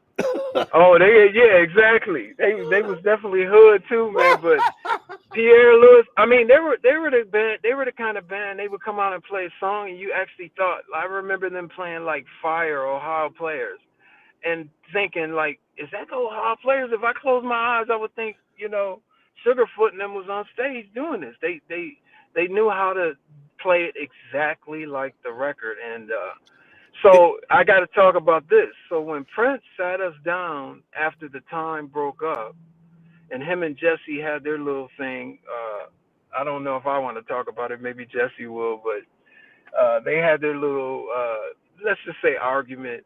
And so Prince sat us down and talked about he wanted to start a new band. He said, I always wanted a band called The Family. We're going to start a new band. Right away, in my mind, I went, oh, okay, he's going back to the hood on me, like, because I thought of Sonny and them. I was like, they were the family. So I was like, oh, he always wanted a band called The Family. I remember running into Sonny, Spike Moss, and all those guys, too. And I can't remember where it was. And they said, hey, Hub, what's going on, man? What you up to? I said, oh, the time broke up, man. Prince is putting this new clique together. And I said, y'all ain't going to believe what the name of it is. And they said, what? I said, The Family. And they went, oh, okay. I said, that's what I was thinking. Because Prince was a huge fan of The Family. Like, sure, he loved them. Yeah, but these projects, but these two bands, I mean, I haven't heard any recordings of this original Family. I've never got an opportunity to hear them or hear any recordings of them. But from what have heard, I mean, what people have told me, this is a totally different sound. Yeah. Obviously, it's like it's with the others. It's nothing to do with it. It's so. Oh, nothing. Totally different. Totally different. Yeah. I mean, it was a different time too. We're talking early mid 70s, and Prince put his thing together. What in the what was that? Mid 80s, 86. No, it was 86. Yeah. So I mean, it was the only thing that was close together was the name. That's all. Sure. Yeah. So I mean, are there any recordings of them? I don't know. Like Sonny would know that. But I know Sonny was recording back then, and I don't know. Like I think there was, because I think they were close to getting a deal. If I heard right, I think they were close to getting a deal and everything. So they had to have some demos or something at least. But I don't know. I don't know who owns them or where they are. But yeah, when Prince said the family, right away I went, oh, the family. Okay, all right, I understand. I said Prince is going back to his young days, and it was amazing, man. And that same day, I'll never forget, one of the most special things happened to me with Prince. So after we did the meeting, and Prince said we're going to start a new band, the Family, and he ended up picking Paul to lead sing. Everybody left. He said, "Okay, cool. I'll give you guys a call when we're ready to do something." So everybody left, and I sat in my chair and just sat there. And Prince looked at me like, "Okay," and I was like, "Man, I'm hanging with you," And he went, "Oh, you want to hang?" I said, "Yeah." He said, "Okay, cool. So maybe we should just go ahead and put this Family album together." And I said, "Okay, let's do it." And I actually thought he was talking about going in the studio recording. So I was real excited. But then I realized that he was talking about going to the vault and listening to tracks out of the vault. So, which was cool too. And Susan Rogers was there with us, and he told her to go grab some tapes, some master tapes. And she went somewhere and came back a while later with a stack of tapes. And when she came back, Prince started putting tapes on the tape. And then he started just proceeding to play music for me. It was just me and him. And I remember one of the tracks was 100 miles per hour, his version, not Maserati's version. And it blew me away. Me and him were both in the studio like breaking neck. We was like, whoa. And I said, man, when you write, that's crazy. And he's like, oh, yeah, you like that? I was like, you think it'd be good for the family? I was like, man, I said, I want to hear you put that out. I want to hear Prince do that one. Like, he's like, nah, man. He's like, nah, So 100 miles per hour, Wonderful Ass. He played me like several other ones. I can't remember. But I had a lot of opportunities to hang out with Prince like that because I was young and just, I would say and do anything. So I was like, I always stuck around. Like when he'd say the time practice was over or when time practice was over, I'd be still in the warehouse. And Prince would go, hey, what's up, man? I go, I'm hanging with you, man. Like, what you doing? He's like, oh, I'm waiting for the Revolution to come so we can rehearse. And he said, but you can hang. I said, okay, cool. So I remember one time I sat and hung with Prince, and he was waiting for the Revolution to come. It was just me and him, and he got on the piano, and he played for like at least 40 minutes, And I'm sitting there, and I'm listening, just blowing my mind. I'm like, he was playing stuff I didn't know he could play. I knew he was talented, but I heard a little bit of classical, a little bit of jazz. He was throwing a lot of stuff in there. It was like a gumbo of different things. And I remember trying to talk to him and I was like, Prince, man, what is that chord you just played? Man, that was crazy. Like, he wouldn't say a word to me. He was in a trance on the piano. And at one point he turned and looked at me almost like, I see your lips moving, but I don't know what you're saying. And I realized, oh, he's into it. He's into this. He's not feeling me right now. So I just sat back and listened, and he proceeded to play the piano like for a while with just me sitting there. And I said, wow, I'm getting a Prince concert, a solo, individual Prince concert. It was blowing my mind, man. So I did that a lot. I hung out a lot, and I was like, every chance I get, I want to hang with Prince. I remember one time I hung out, and everybody left, and Prince said, you play drums, don't you? And I said, yeah, I started off on drums. I was wondering, how did he know that? But I started on drums. So he's like, okay, man, get on the drums. And I was like, okay. I said, but Bean's left-handed. I can't play that. He said, switch it around, man. Just switch the snare back around. I said, okay. And I proceeded to jam with him for like 2-3 hours. Like, he wouldn't let me leave. But another thing he wouldn't let me do that I remember is every time I wanted to hit a tom or a fill, he would look at me and go, and I was like, no. He's like, I said, okay. And then I try to go to the ride or something. He's like, So I realized I was a drum machine for a minute for him. Did he do that to you, Michael? No, but I was, you know what? I mean, one thing I can say is that by the time I got to Prince, my mind, I already had the discipline. You know, Yeah. I already knew that. And I knew also from just a couple of jam sessions, like, really don't do nothing until, you know, once you get there, once he likes it, just stay there. You know? So I learned that pretty early on. And you know, he'd have to tell me, go loosen up, man, go do something. You know, I'm like, how can you tell Michael Bland not to do something? Like, Michael knows. Like, I would never tell Michael to do. I'm like, do what you do, man. Go ahead. No, like, I just knew just hold it there for him, and if he wanted more from me, I'd give it to him. But he'd have to ask. I would just get it to where it's boiling. Until he gives it. Yeah, let it simmer, and then when he'll let you know when it's time to boil. You know. Yeah, he never let me do nothing. I played that one beat for so long, and he was going through like 80 different bass lines. So I said, he's writing music in his head. That's what he's doing. Yes. And I remember at one point my fingers started bleeding, and I was like, damn, my finger's bleeding, because I kept hitting it on the snare. Dean got that big set. And so I remember saying, Prince, yo, man. And he's like, what? I said, my finger's bleeding, like there's blood all over the snare. And he looked at me. He said, oh, that's all right, man. We clean it up. Just keep going. I'm like, no, it's my finger, man. Like, I want a Band-Aid. You want to jam with Prince? You better pack a lunch, bro. Right, exactly. Oh. And Jesse and them warned me about that when I got into the thing. They said, man, unless you want to be here all night, you better split as soon as rehearsal's over. And I learned, man. I learned. So Jesse's like that too, though, man. Jesse will jam. Like, you go rehearse with him, you be jamming. Jesse would do that hour guitar solo on you. So, yeah. Hey, listen, me and Sonny did a gig with Jesse at First Avenue in like September of 2016. Yeah. And we rehearsed for 3 days, but we got to the stage and Jesse leaned over and said, "What we gonna play, man?" Because there was so much jamming. It's like, you know, he forgot what we even got into. Yeah. Let's do that jam we did. Like, you know, yeah. Jesse loves, man. He loves playing, man. He loves jamming, and So, man, that's cool. I think I've seen some footage of that gig you guys did, man. Amazing. Yeah, man. Legend. Michael Bland, Sonny T, and Jesse. Wow. Jesse is one of the most natural guitar players I've ever seen, man. He just it's like he was born to do it, man. Yeah, he's bad, man.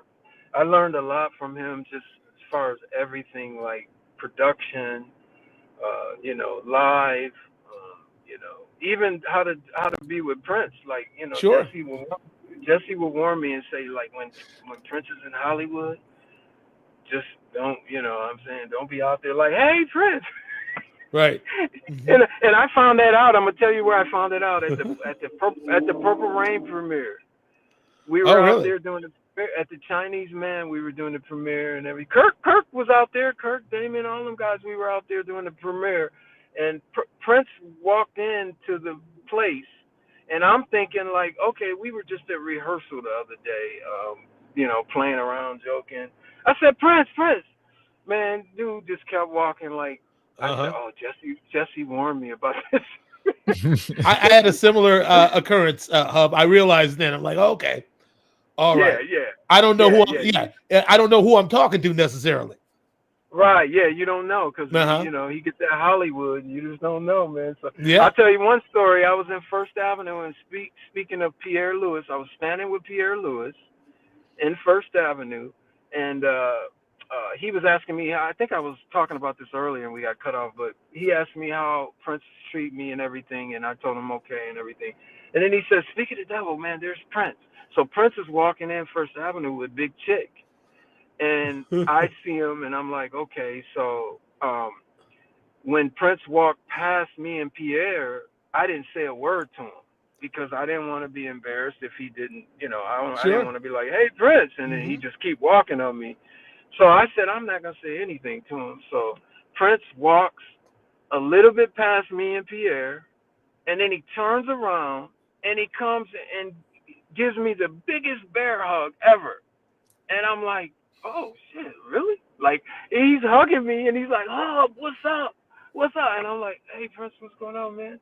And he said, oh, nothing, man. And he starts telling me about the family album he's putting together. And I'm like, yeah. And that's the same night I heard of Eric Leeds. I didn't know who Eric Leeds was. Sure. But he kept telling me, I have this bad horn player. Man, you got to hear him. Oh, my God. And I said, who is he? And he said, Eric Leeds. And I said, Eric Leeds? Who's that? And he said, Alan Leeds. Alan Leeds is his brother. And I was like, really? So that's the first time I heard of Eric Leeds, because when we first started the family, Prince asked me, you think I should call David Island? And I said, yeah, you should. And he says, yeah, maybe I'll try to get a hold of him. Now, what I heard through the grapevine was that Prince called David and David turned him down. And so Eric ended up being the horn player, but I don't know if that's true. That sounds like David. I mean, I think David always, with my experience with David Island, he always kind of wanted to go his own way. Yeah, he's his own guy, man. Well, I tell people, you know what I tell people about David Island? I'll tell you something, man. Way before Prince had his first record out, David Island was our Prince. Like, you would see this dude walking down the street in a skirt or something. No, like, David was a superstar. Yeah, he was a star already. He was traveling the world and touring, and he was the guy, man. We used to trip on him, man. He always looked like a star, and this is before Prince even had an album out, if I remember correctly. So sure. No, David was David. Mm-hmm. He was a visionary. Yeah, he knew he had already a plan for where he was going. He had a plan already. Yeah. So I heard he was the original person that put the Flight Time together too. I don't know if that's true, but I heard that he started Flight Time and that Terry Lewis acquired it from him when he was done doing it. But don't hold me to that. I think that's okay. I heard that, so I don't know if that's true, but I heard he started it. But yeah, man, back in the day, man, Flight Time. I remember Flight Time. Terry Lewis had the converted school bus that was red and black, and it had Flight Time on the side. And oh man, those were the best days, man. It was a beautiful thing. Minneapolis was very nurturing to up and coming talent. So all the young musicians, all the older people. Speaking of older people, Spike Moss is just getting ready to turn 80. I don't know if you guys know that, but he was a big part of the Minnesota music legacy too, man. I mean, so happy birthday, Spike. I don't know if I'll be able to come to Minneapolis to celebrate with you, but if you hear this, happy birthday, man, because he was a big guy in the hood too, He let us. He'd always let us rehearse in the way, and he put on a lot of the festivals and talent shows and stuff. So yeah, I got a picture of him up right now.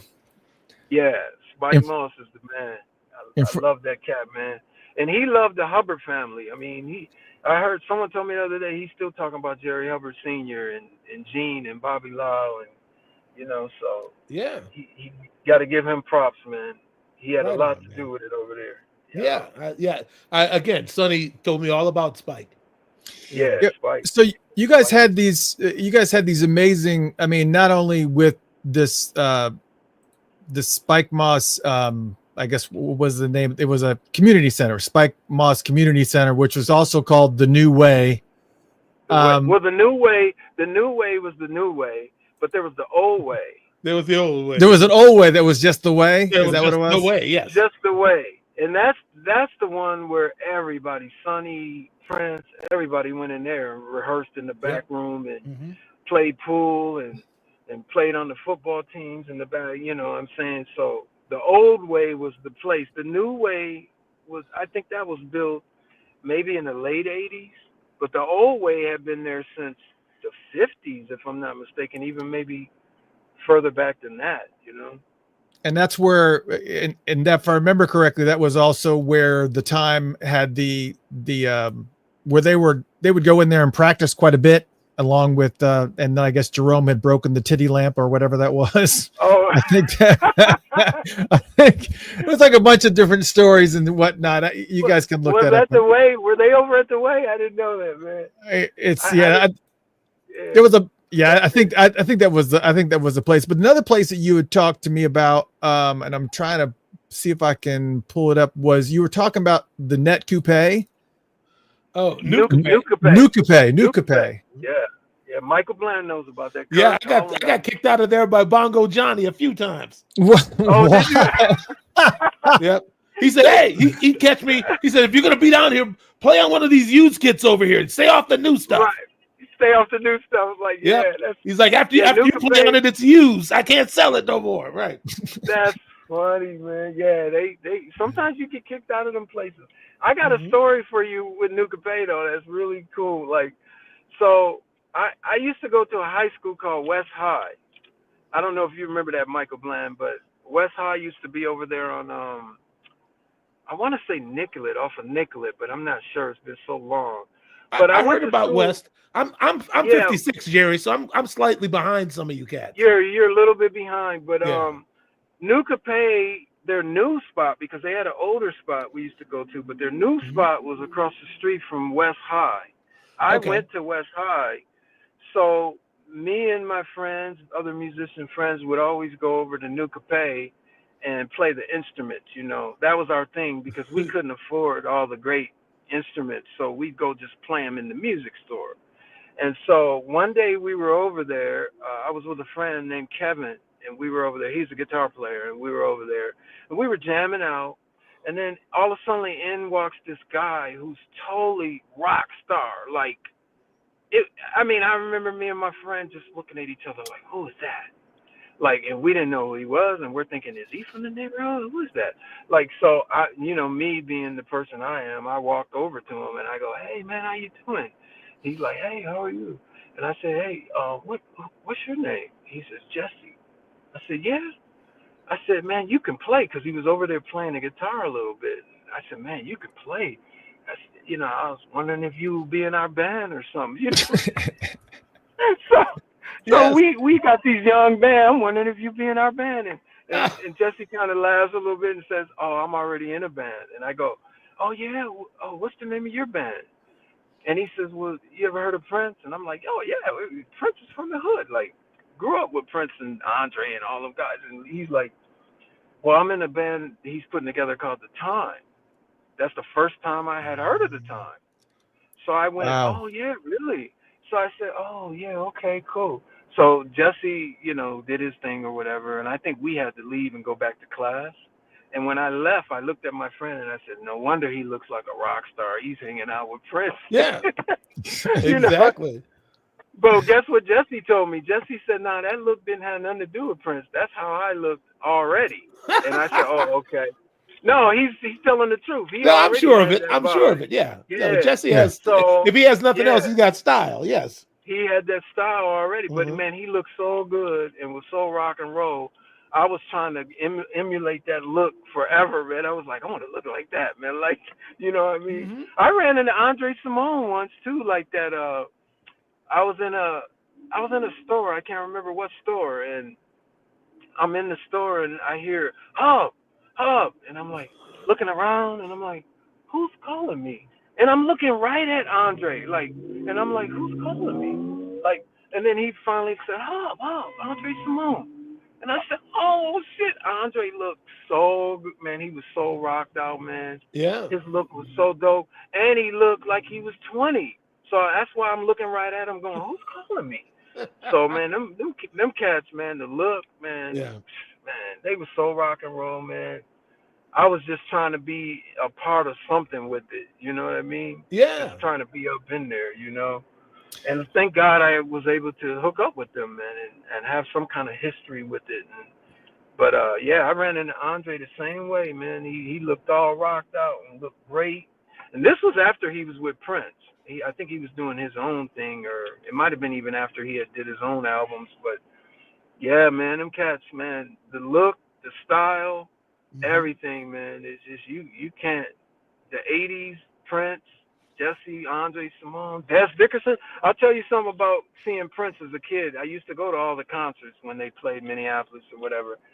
And I'm going to tell you something, man. Des Dickerson had a hold on me even more than Prince. I loved Prince, But Dez was the coolest motherfucker, man. When I saw Dez on stage, I was like, that's gonna be me. Like, I mean, I could relate. I could relate to Dez, man. Dez's look was so dope. I'll never forget too when the lights changed. Dez Dickerson's hair changed with it, and I think I don't know how that was happening, but I was a huge fan of Dez Dickerson too, man. So like, you know what? Go ahead. Go ahead. No, you go ahead. All right. No, I was gonna say that. I mean, I knew dudes who had posters of Dez on their wall, but not Prince.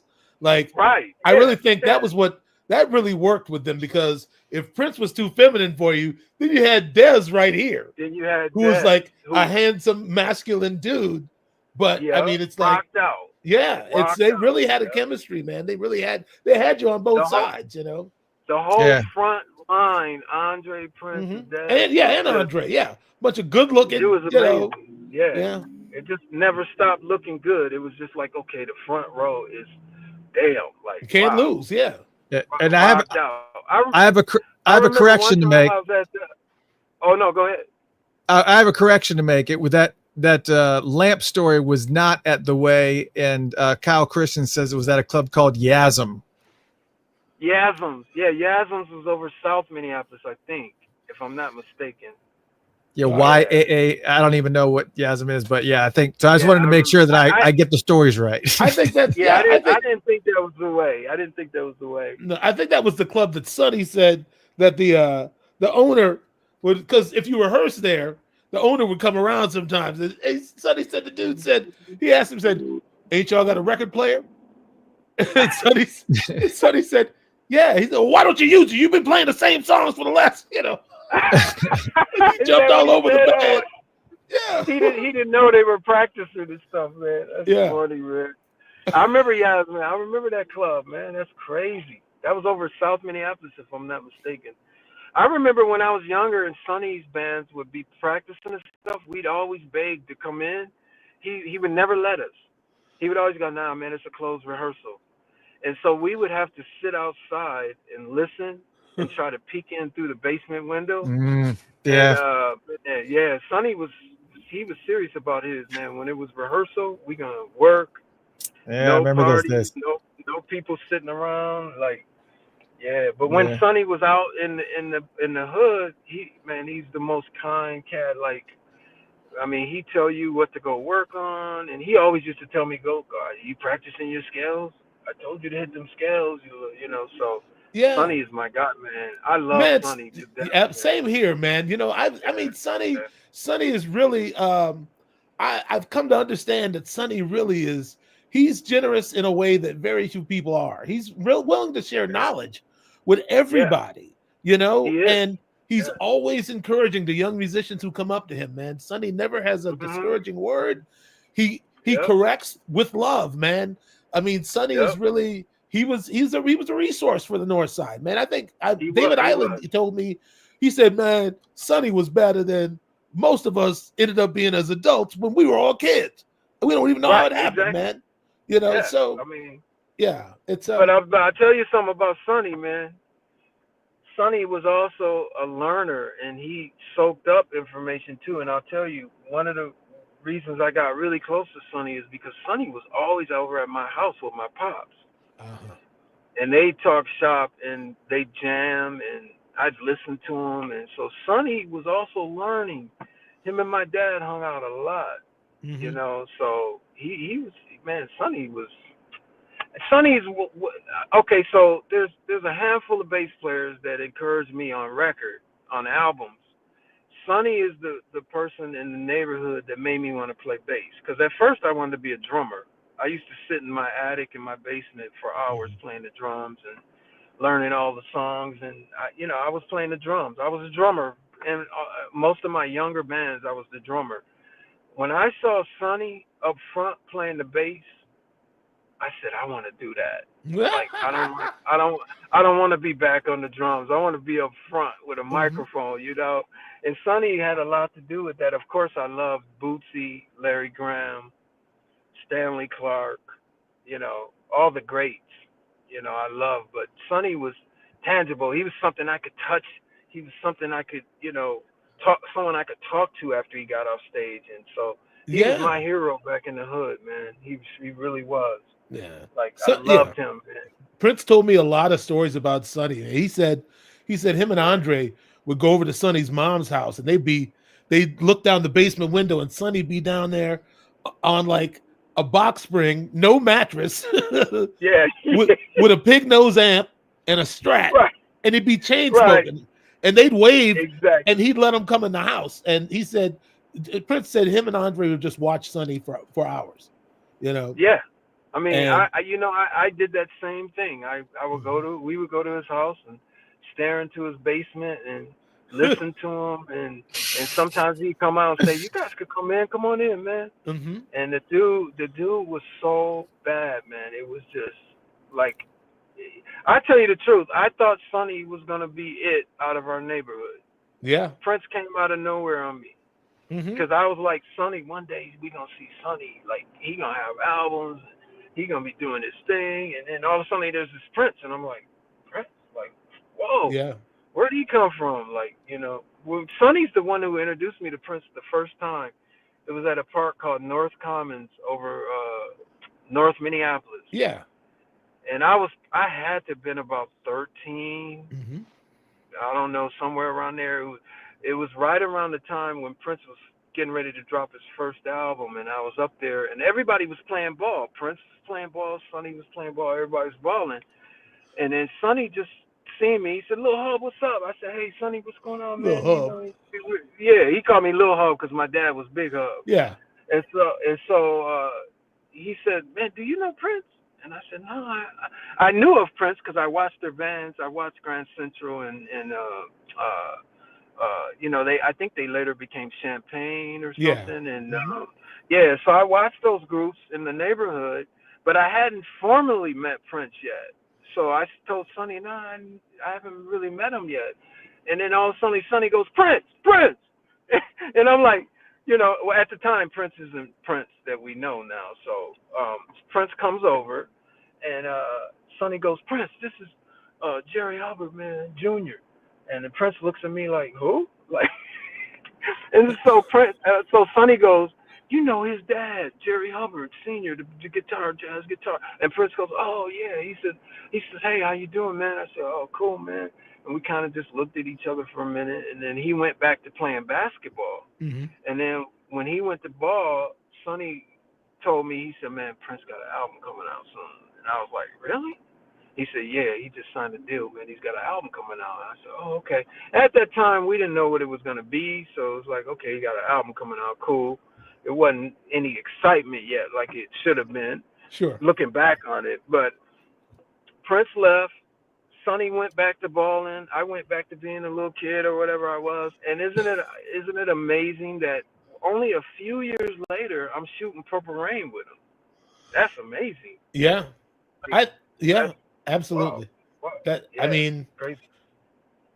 Yeah, you know, sometimes I reflect, man, and I think about it. I met Prince in 1988, like late 88, man.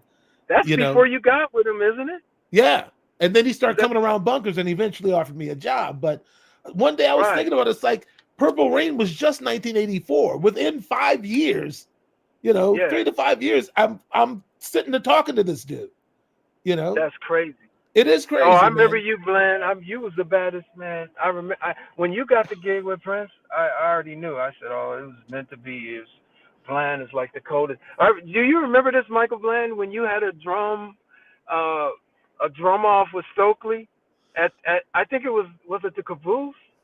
Yeah, I think there was one at the Caboose. That? There was one at the Caboose, and there was another thing they had at the Rupert's nightclub. Yeah, I wonder if it was Rupert's. I can't remember, but it was you and Stokely, two of the baddest drummers in Minneapolis, man. I was like, "Oh my God, are you serious?" Yeah, that was at the Caboose, man. I think didn't you win? You ended up winning, I think. I won the first year they had it. The second year, it was some other dude, man. But then they started having like a rhythm section contest also, and Stokely and this dude from Anoka, this bass player named John Purtle, who's a bad dude, man. They beat me and Doug Nelson. So. Oh, really? Yeah. And then I joined Mint Condition like after that. So. Did you do something with Mint? I didn't know that. I was in Mint, and I was playing with them when Jelly Bean saw them at the Riverview. I was playing with them, and the girls, as soon as we came out, the girls in the front started saying, "Sing Pretty Brown Eyes, Stokely, sing Pretty Brown Eyes." And I'm thinking, where have they heard this song before? You know, where have they heard it? Yeah, that's but crazy. We hit it. They went crazy, man, and and then like a year and a half later, I'm in Prince's band. So yeah, things move fast. I did not know you played. Yeah, things move fast. Things move fast in Minneapolis if you had like real ambition and talent, man. It really, you know, the cream did rise to the top often. Yeah, it did. It did. Like, and most of, all the musicians that Prince grabbed out of the hood were premier musicians. You know what I'm saying? Kirk, you, E, Sonny T, like Andre Simone, of course. I mean, he picked nothing but the baddest cats coming out of there, man. So it was just a wonderful thing, man. But I always got to give it up for all the people who didn't get a chance to come through that were just as bad. The Pierre Lewis's, the Randy Barbers, Mike Barbers, these cats, Mo Stevens, and like a lot of them didn't get that break, but they were just as just as cold on all the instruments. So wow, man! Now I just thought of William Dowdy when you said that. I remember him coming William Dowdy, oh my God. Prince and Hollywood. William Dowdy were best friends when they grew up. Like if we mention them, then we gotta mention Prince's cousin, Charles Smith. We gotta mention Terry Jackson. Terry Jackson, Yeah, we gotta mention Linda Anderson, Andre's sister. Yeah, Andre's. Yeah, I know all these names. These are a bunch of people I know about and never got a chance to meet, man. Yeah. Chaz is a Funkatopian. He's normal. I wouldn't be surprised if he's in here now. Matter of fact. Oh man, Chaz, what's up? I'm about to contact him too, man. Like that's my guy too, man. That's my guy. Yeah. Me and him we used to play ball every day, man. Me, him, and Peppy Willie. Really cool, man. Peppy, rest in peace, man. Yeah. Like Jesse's the one that told me Peppy passed away, man, and I lost it, man. I'll tell you why I lost it more than anything, because I didn't get to talk to him one last time, man. I wanted to so bad. And Jackie Thompson kept telling me, give him a call. And I was like, yeah, I'm gonna call him. And so you never know what's gonna happen, man. Peppy was my guy, man. He believed in me. He took me shopping in New York.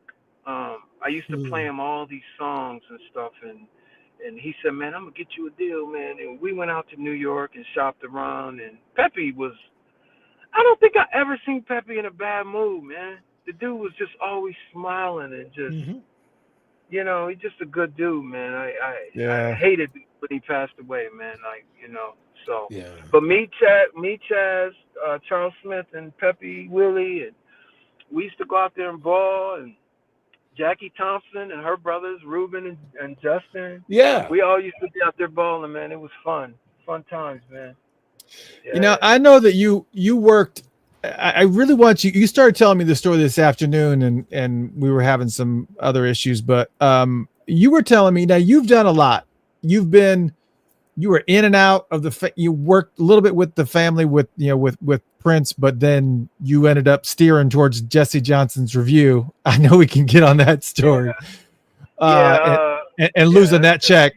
Losing that check. Go tell people about that story about losing that check. Yeah, because I always wondered how Alan Flowers ended up in that band. Oh, so yeah, Alan's my guy. I was surprised Alan had it, but Alan was a bad dude, man. So I was in the family, for 3-4 months, maybe if not longer. I was getting Prince checks because Prince had put us all on his payroll when the time broke up. So I was on Prince's payroll now. We God all bless were. him. And so I was getting checks, every week or every 2 weeks or whatever we getting them. And so, that's the time when I ran into Prince at First Avenue. He gave me the big hug, and he's like, yo, man, you got to hear the music, blah, blah, blah, which I didn't know at the time that Prince was going in, cutting all new stuff, the stuff that we sat and picked out for the album, 100 miles per hour and all that stuff.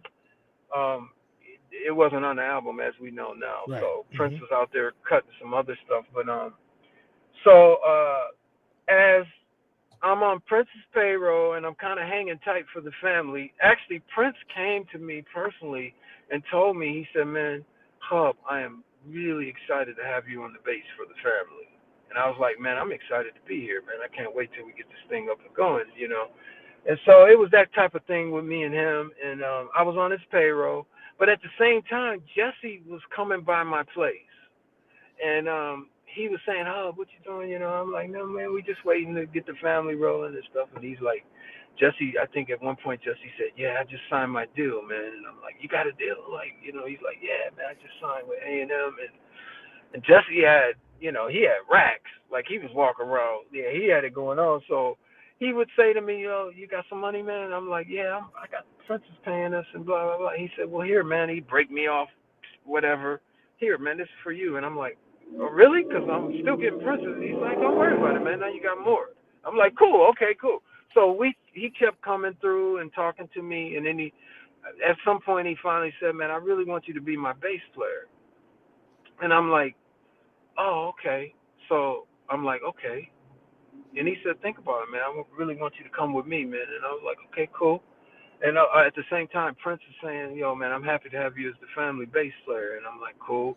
So now I got both of these guys telling me they want me, and I'm like, "Ooh, paying you and telling you, yeah." Not to pause the story, not to interrupt your story, even though I am interrupting your story. Were you planning? Was the thought process? Were you going to legitimately try to be in both bands at the same time? Was that the thought? I knew I couldn't, but believe me, if I could, if I could have spliced myself and been like, I'm gonna be in this band, I would have did it, man. But no, I knew I was gonna have to make a hard choice, and it was killing me because, of course, Prince was the biggest music star in the globe except for Michael Jackson. So it's like, how do you not stay with Prince? Like, it's nuts. But on the other hand, Jesse had nurtured me and brought me into it, and I knew him and he knew me, and I was like, and I knew Jesse was gonna blow up. I was just like, he's gonna do good, man. Like, what is the family gonna do? So I'm starting to wonder, is the family thing gonna really be a thing, or is Prince gonna do an album and then it's over? Like, is Jesse like? And so I'm thinking about all these things, and I just don't know what to do. I remember at one point I went to my father and I said, "Dad, you know, I'll talk to you about something." He's like, "What's that?" I said, "You know, Jesse offered me a gig with him, but Prince, you know, is happy to have me in the family with this new project he's doing." And he's like, "Oh man, that's rough." He said, "Because Prince is really, really big right now." And I said, "I know, man. Like, what do I do?" Like, he's like, "I don't know. You just got to make a decision." And I was like, "Oh my God, like, I don't want to make the wrong decision and end up back in Minneapolis just sitting around." You know what I mean? So here's what I did. I said, "You know what? I'm going to talk to each of these guys about my ambition as a musician, as a songwriter, as a producer, upcoming, okay, because I hadn't developed it yet, but I was upcoming."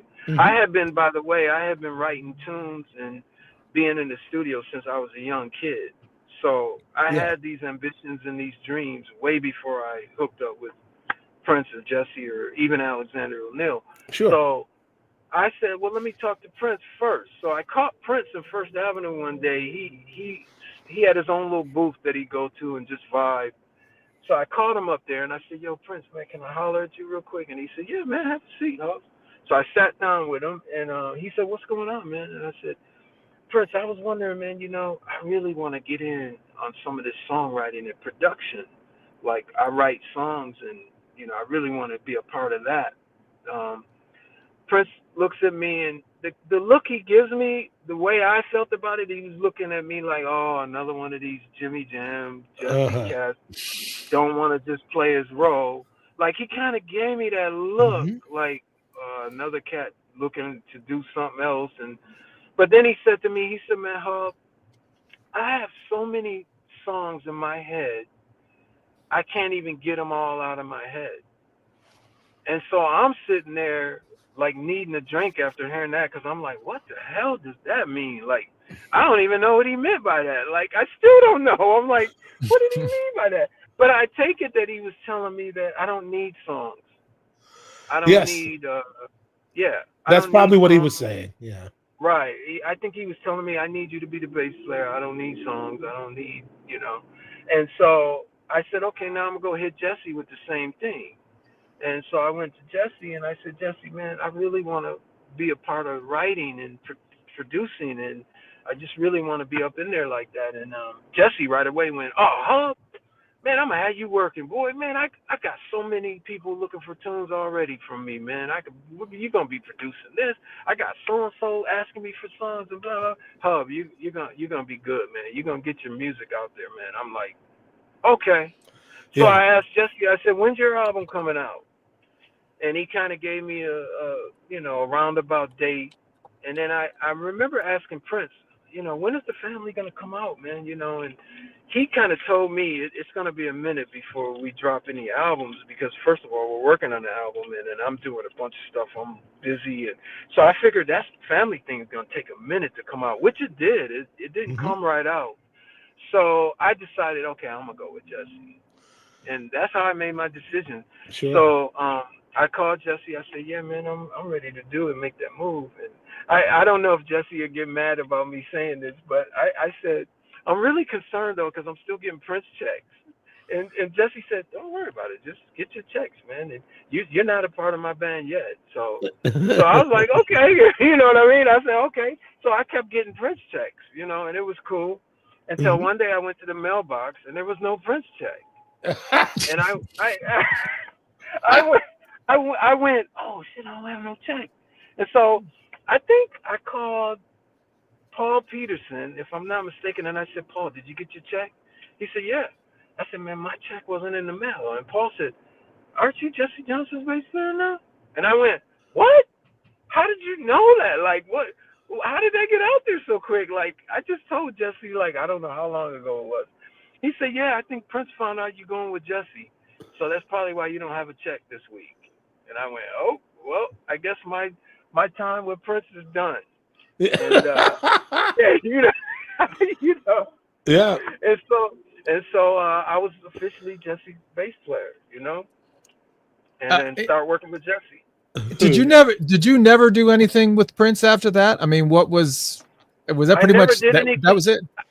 I never did anything with him, but guess what? He was always super cool with me. I remember one time the Yellow Jackets were playing at the Fine Line, and Prince was up in there, and it was packed, man. So I saw Prince, and I said, oh, I'm gonna go say hi to him, because I hadn't been in his thing for a while. I was with Jesse. I walked up to the table, and his bodyguards and stuff started making movements for me to move back and get out of their way. And I remember Prince said, no, he's cool. And he let me come in. I said, hey, Prince, how you doing, man? He said, hey, man. I said, oh, this concert's going to be crazy. He's like, yeah. He just looked at me and smiled. And then I just walked away and left him alone. So he was always super cool. Still, I didn't feel like he felt like, oh, you just left and I told you, Prince don't care, man. Prince is in his own world, man. He didn't care if I left or not. I don't know. I didn't feel like he did. Well, Paul Peterson would say something different. Well, maybe he did. Maybe he did. Because when I know. Oh, go ahead. No, I was saying when Paul stepped away from the family, it was not. It became a whole punk, the punk of the month thing. It was so crazy. Paul was the big part of that. So yeah, if Paul leaves, the thing's gonna crash down. And Paul told me, I don't know if Paul remembers this, but I was with Jesse, and we were doing LA. We were playing LA. I think we were playing the Beverly or something out in LA. And Paul came through. Actually, Paul sat in with us that night too and sang Ice Cream Castle with us.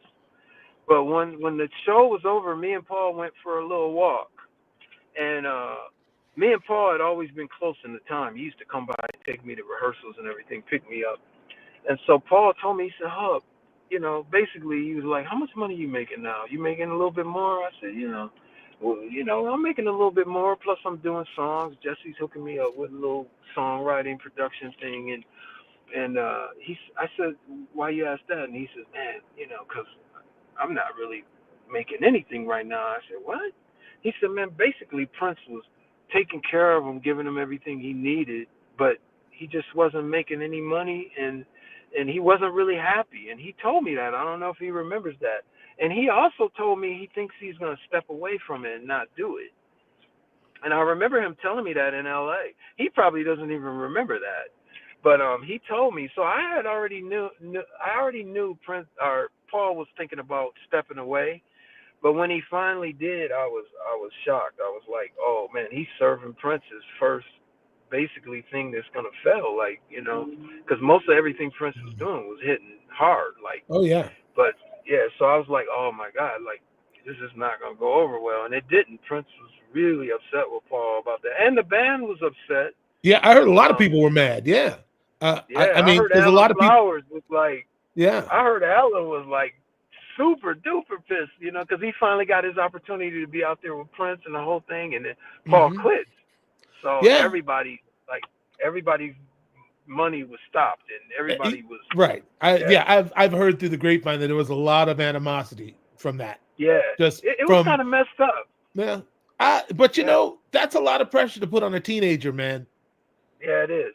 You know, I mean, have some other stuff I'm privy to with Paul, but I would only say it if it was his permission. But Prince was doing some other stuff to him. I understand. I know. Yeah, I think Prince was doing some other stuff to him that I don't think he was digging, and it just wasn't a good situation for Paul. Everyone's not made up to be that superstar, and I think Prince was trying to make something out of Paul that maybe he wasn't there, and he didn't really, you know, he didn't want that, you know. So sure, I think, you know, I'll tell you, I got to tell you a story though. I went to Prince after he picked Paul to be the lead singer. And I'm gonna be honest. I don't think I even told Paul this.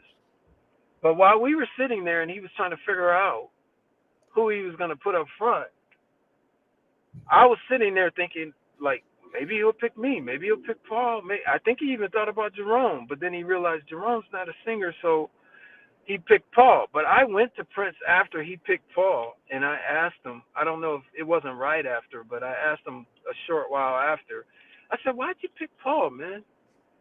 And you know what he told me? He said, I don't want to use these exact words, but he said, I'm sick of messing around with brothers. No, I'm gonna use his exact words. He said, I'm sick of fucking with niggas. He said, I'm sick of fucking with niggas. I don't want to, I'm done. And I was like, really? And he says, I want a Duran thing, but funkier. And that's his exact words to me. And I remember going, oh, okay, so he don't want to really mess with no brothers no more. He's trying to do this Duran. He wanted that pop money.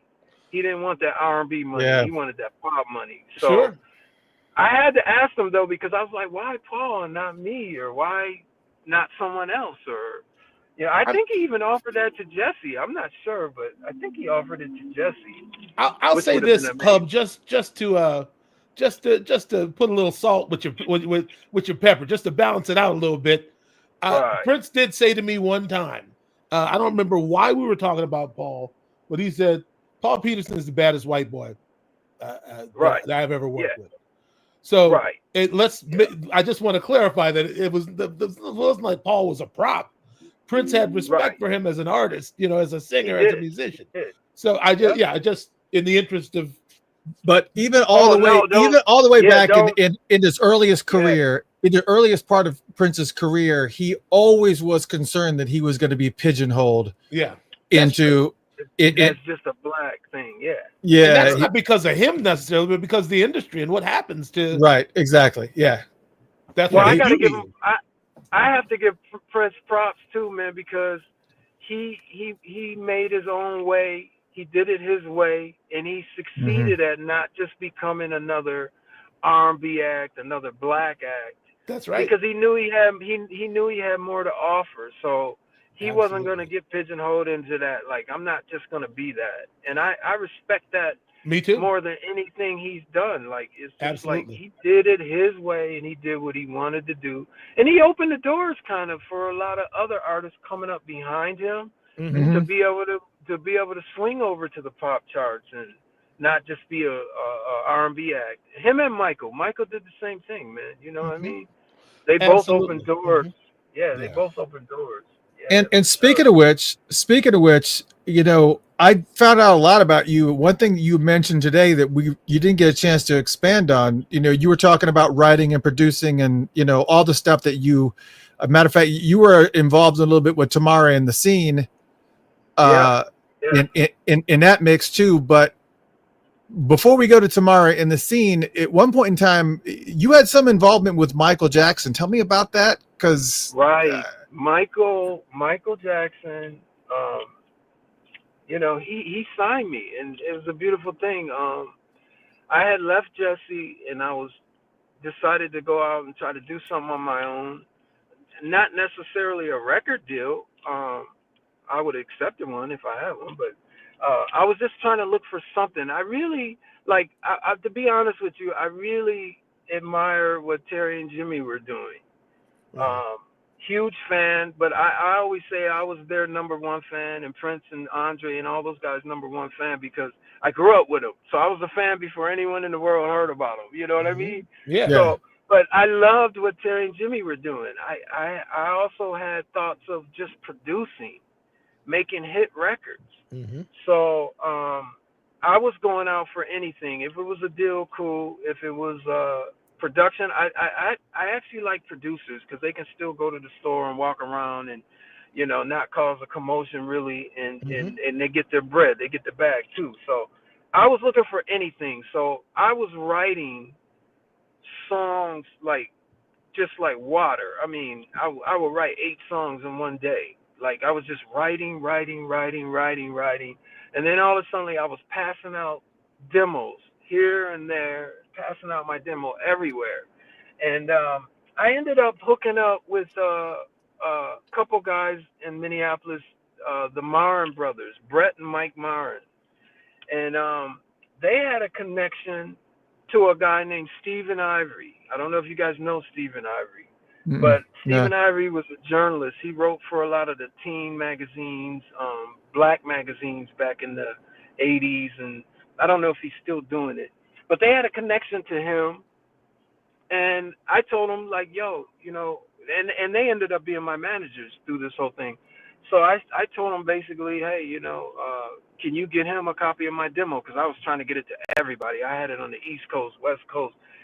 Back then there was no internet and all this stuff we have now. So you just kind of had to send your stuff in the mail, take it out to LA, take it out to New York. And so he got it to Stephen Ivory, and Stephen Ivory heard it and said, I love this. Who is this? And, they told him it's Jerry Hubbard. He was the bass player for the time, and Jesse Johnson and blah, blah, blah. And he says, oh, wow, he's really good. Like, who's playing all the instruments? Oh, he is. He's playing the bass, drums, keyboards, everything. Who's singing? He is. Who produced it? He is. So they're like, oh, wow, he's like that. So he says, I'm going to carry his tape around L.A., and I'm always at parties, and I'm always doing stuff. And so one day we get a call from Stephen Ivory, who he already said he loved it. We get a call from him saying, hey, man, I was just at this Hollywood party, and I ran into Michael's people. And Michael Jackson is in the midst of signing artists, or not artists, but signing producers and writers and stuff to his publishing company, which is ATV Music. And Michael, I guess, started that company when he bought up all the Beatles, and I think he bought Sly stuff and Little Richard. But he had this big publishing catalog. So he said, I ran into Michael's people, and they were asking me, did I know anyone that, but basically Michael was looking for people that were self-contained, that could kind of do everything on their own. And he basically said, bam, here, check this dude out, Minneapolis cat. He gave it to the company first, and the company got back to Stephen Ivory and said, hey, we like this guy. Like, wow, okay, he's got good songs, and he's doing everything, huh? Yeah, he's singing, he's playing all the instruments. Okay, wow, okay, we like him. So we're like, okay, Steve's like, okay, you're going to sign him? And they're like, no, well, we got one more step to go. And it's like, what's that? Well, Michael has to hear this and like it. And so they tell me that, and I'm going, wait a minute. You mean I got to wait around and Michael's going to listen to my stuff? I'm like, no, you're kidding me. Like, and they're like, no, Michael is involved in everything that goes on in his company. There's not a check signed that Michael doesn't know about. There's no one signed without Michael giving the go ahead. So I'm like, okay, cool. So I ended up having to wait like a long period of time. You know, of course, Michael's busy, and they're saying, oh, you know, he hasn't gotten to it yet. You know, give us some time, he'll get to it. So finally, make a long story short, I get a call from my managers, the Marn brothers, and they say, you know, are you sitting down? And I'm like, no, I'm standing, but what's going on? And they're like, Michael finally listened to your music. And I'm like, wait a minute. Like, wait, stop right there, man. Like, what? Are you kidding me? Michael put my demo in a stereo and listened to it? And they're going, yeah, he listened to it. And I'm like, wow. I mean, you could stop there and I'm good. You know what I mean? But I said, okay, so what's the bad news? And they said, there's no bad news. Michael listened to your demo and he told his company to sign you. And I said, what? And so I said, yeah. And they said, not only did Michael say to sign you, but he also complimented you on your voice. He loved the way you sang. And I said, oh my gosh, like, I'm done now. Like, I've had Prince loved me and Michael loved me. Oh my God, like, I'm in heaven right now. So Michael basically told his company, go ahead and sign him up, man. And that's how I signed the Michael thing. I actually remember hearing about this, Hub. I just realized Sonny was the one who told me when you got your deal. Yeah, I got the deal, and actually, I was talking to someone the other day, and they were basically reminding me that it was a big publishing deal. Yeah. My lawyer, I had a New York lawyer, very expensive lawyer, and he told me, he said, man, I can't believe they're giving you this, and I was like, really? Like, he says, this is a big publishing deal. He says, I just did a publishing deal for Living Color, the rock group, and he says, let me tell you, I'm not going to tell you how much they got, but they didn't get anywhere near what you're getting. I'm like, really? And they got records. They got hit records. Wow. So Michael gave me, he gave me the bag, man. He believed in me. And that's all right. Yeah, and I never forget Michael's people, and Michael and them were asking me to move to LA. At that time, I was still in Minneapolis. And they asked me to move to LA, and I kept saying, I don't know if I want to go to LA. Sometimes I look back and go, maybe I should have came to LA, but I don't know. Michael even offered me to go to Neverland. Is that what it's called, Neverland or something? Yeah. He even said, yo, you can come out to my place. I got equipment, studio, and they said you should come out. You know, you enjoy it, and you can run into anyone at the supermarket or at a restaurant. And I was like, you know, I kind of love Minneapolis. You know, I kind of want to just work here. I like my work environment now. And they were like, okay, cool. But I'll tell you how much money they gave me. They called me after they signed me and gave me the money. And they asked me, hey, Jerry. I said, yeah. They said, what you going to do with all that money? And I said, huh? What do you mean? Like, I'm like, why are you asking me what I'm going to do with my money, you know? And they said, well, we're just wondering. I said, well, I'll give you an idea of what my plans are. I said, I'm getting ready to go out and buy a whole bunch of music gear, and I'm going to build a studio. And they were excited. They were like, what? Really? I said, yeah. I said, why is that blowing you guys' mind? And they said, well, we've had people that we signed, and they went out and bought the biggest Mercedes they could find. And I said, really? Yeah, I said, no, so stupid. no. So stupid. Yeah. Yeah, I said, I'm not into cars like that. I said, but I'm addicted to music gear. So I said, I'm about to buy drum machines, drums, guitars, basses, keyboards, and they were excited. They loved hearing me say that, and they loved it so much. They said, when your studio's up and going, man, we want to fly out and see it. So I had a studio in the Warehouse District, downtown Minneapolis. Yeah. Right up the street from Bunkers. I remember hearing about it. Yes. Yeah, I was right up the street from Bunkers. And my deal with Michael was I had to produce 20 songs a year. That's what my contract was. And some people say 20 songs a year. Ooh, that's a lot of songs. No. I could write 20 songs in a month. Right.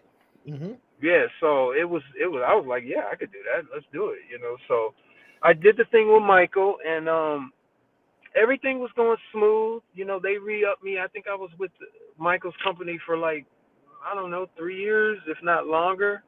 And then all of a sudden, Michael started going through the whole child thing. And, yeah. And then it was kind of like, oh, what a bummer, man. And I'm going to tell you something. I never for once believed any of that. And I still don't. But anyway, that's another story. So he started going through that. And then not too long after that, my contract was coming up. And I remember asking Michael's people, is Michael going to re-up my contract? And they said, well, you know, Michael just did a deal with EMI Sony or something. And they said that he's no longer going to be running ATV Music. And I said, really? Like, whoa. And so they said, if you're wondering if your contract's gonna be re-upped, you need to talk to Sony. And I called Sony, and Sony said, well, we're gonna go a different direction than Michael Jackson was. And that was kind of the end of my deal. But in the middle of my deal, I had a lot of good things that were going on. A group called Color Me Bad was begging me to produce them. I didn't end up doing it. Sex you up. Right. Yeah. Man, I got to tell you a story. Like they were big fans of Prince in Minneapolis. I think they still. Oh yeah. But, and Martin Kemper and them.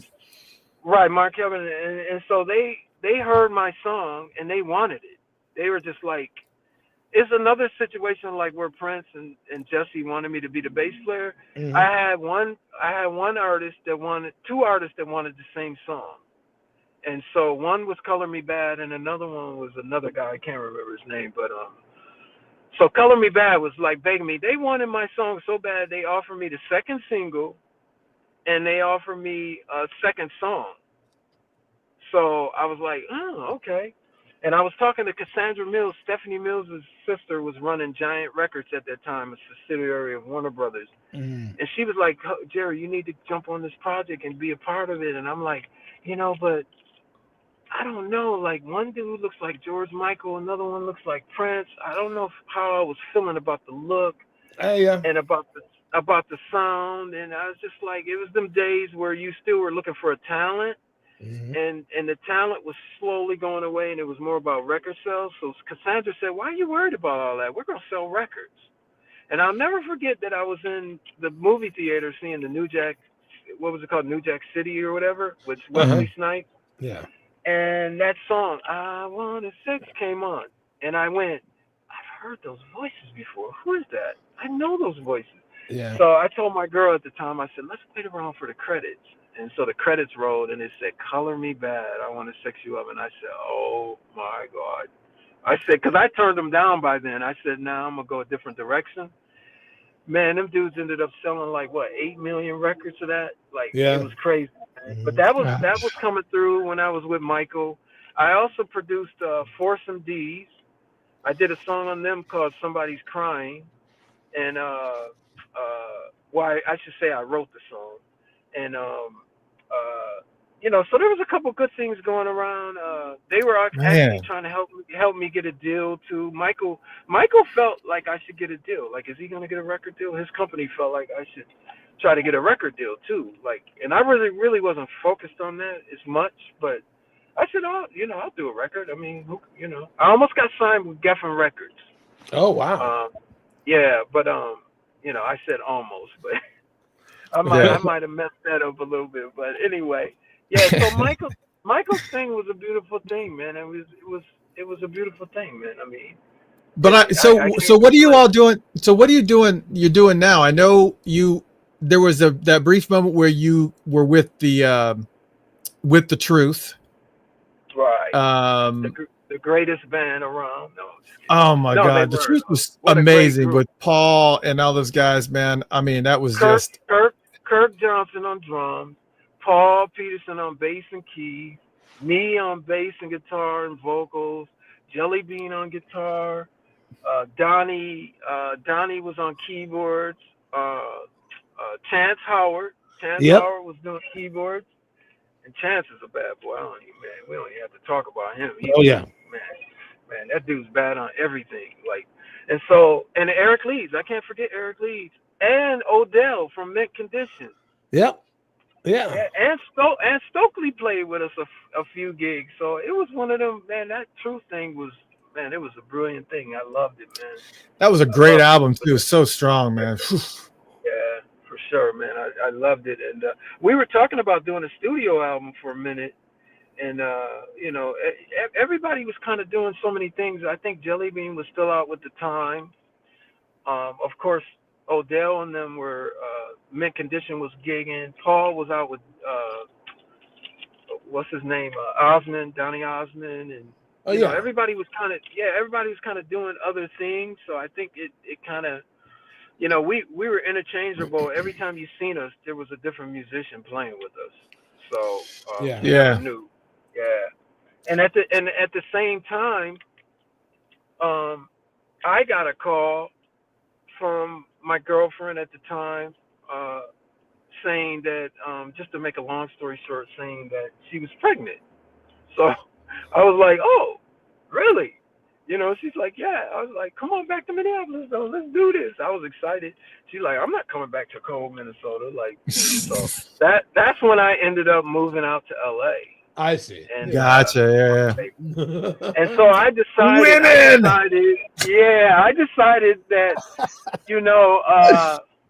I wanted to be a dad at that point. I was like, my dad was always on the road and he was always gone. And I was always like, Mommy, where's Dad? Oh, he's in China. He's in, whoever he was. And so I didn't want to be that dad. And I was like, I'm gonna be with my boy. I'm gonna raise him. And so at that point, I kind of checked out and just started raising him. I got to do a shout out to my boy Julian Hubbard. That's my love, man. I love him. So, I kind of decided I wanted to do that for a minute. But in between all of that, too, I worked at a college with Paul Peterson, a college in Minneapolis called IPR, Institute of Production and Recording. Yeah. And a friend of mine, Jack Robinson, started that school. Jack. Yeah, you remember Jack? I remember Jack very well, man. He was one of the few people who kept it straight with Prince. If Prince asked him a question, that dude was 100% honest. He was like he was that type of dude, man. Jack was. That's how Jack was, man. He was just straight up. I love righteous dude, man. Yeah. Yeah. He called me and asked me if I wanted to teach down there, and when I get there, Paul's down there. I'll never forget Morris Day. I think Morris came by himself. I don't think the Tom was with him, but Morris Day came into the school one day. I don't know what he was doing, but Paul came in and said, Morris, what's up, man? And then I came in and said, Morris, what's up? He said, damn, everybody's at the school, man. What's going on? He's like, yeah, we were all teaching there. It was a beautiful thing, man. And I taught there, I don't know, maybe for 2-3 years, maybe. And then, wow. Cool. I went over to Japan. I did a little thing with a Japanese artist over in Japan. I was over there with Mike Scott. You guys know Mike Scott. Come on, man. Yep. Oh, definitely. Well, we're trying to book him. He might be our guest next week if things don't turn out different. Oh, really? Okay. Yeah, that's a good guest, man. That's my guy right there. Yeah. Man, I love his playing, man. He's the most well-rounded guitar player I ever heard in my life, man. But he's fantastic. I was over there with Mike Scott, John Blackwell, and Tony Royster. I don't know if you guys know Tony Royster. I do. Yeah, Tony was over there with us. Tony was only like 15, and so I mean, Tony's a bad dude, man. Definitely. If Tony's listening, man. What's up, Tony? I haven't seen him in years though, but I went over there to Japan for a minute and then came back, and then I'm where I am now. I ended up connecting with Jesse. And Jesse's like, yo, man, you should be playing. What you doing? I said, I want to play. Let's do it. Yes. So it's exciting to be back with my man. Like, Jesse's my guy, man. I am so excited. I am so excited. And it was so great to see you guys jamming at Celebration, man, because I was just, I mean, the last time I got an opportunity to see Jesse was 2008, I want to say it was, and it was a little show in Atlanta where that got snowed out. We didn't even have, I think we had like a dusting, but it was enough to cause all types of mayhem here in Atlanta. And he sat and played with a trio, and you weren't there. I'm trying to remember who was. I'm trying to remember who was, but anyways, yeah, he played a little trio scenario to about maybe 30 people. And really? Yeah, it was an amazing show. I'll have to send you that recording. I sent it to Jesse, but yeah, I think Yeah, it was there's only two people on the planet that have that recording, and that's myself and Jesse. Wow. But yeah, I wonder if Rocky was with him at that time. Yeah, I can't remember. You know, Rocky ended up hooking back with Jesse, and I think he played bass, if I'm not mistaken. It was he was a tall gentleman, and he was like wearing like this African garb. I can't. Oh, that doesn't sound like Rocky. That might have been someone else. Yeah, I'll find out. I'll find out from Jesse. Jesse will know. Wow, so the snowstorm kept people from coming? Yeah, it totally shut everything down. In Atlanta? Yes, definitely. Yeah, it was absolutely. I got snowed in Atlanta with Prince in 1993. It was less. It was a half an inch of snow, and the whole city was paralyzed. We couldn't. We had to charter a flight to get out to go to Canada. Hey, I mean, Jam and Lewis can tell you. Well, yeah, I guess they can. Isn't that the famous? They can really tell you. Jam and Lewis. Yeah, we don't. Weren't they in Atlanta too?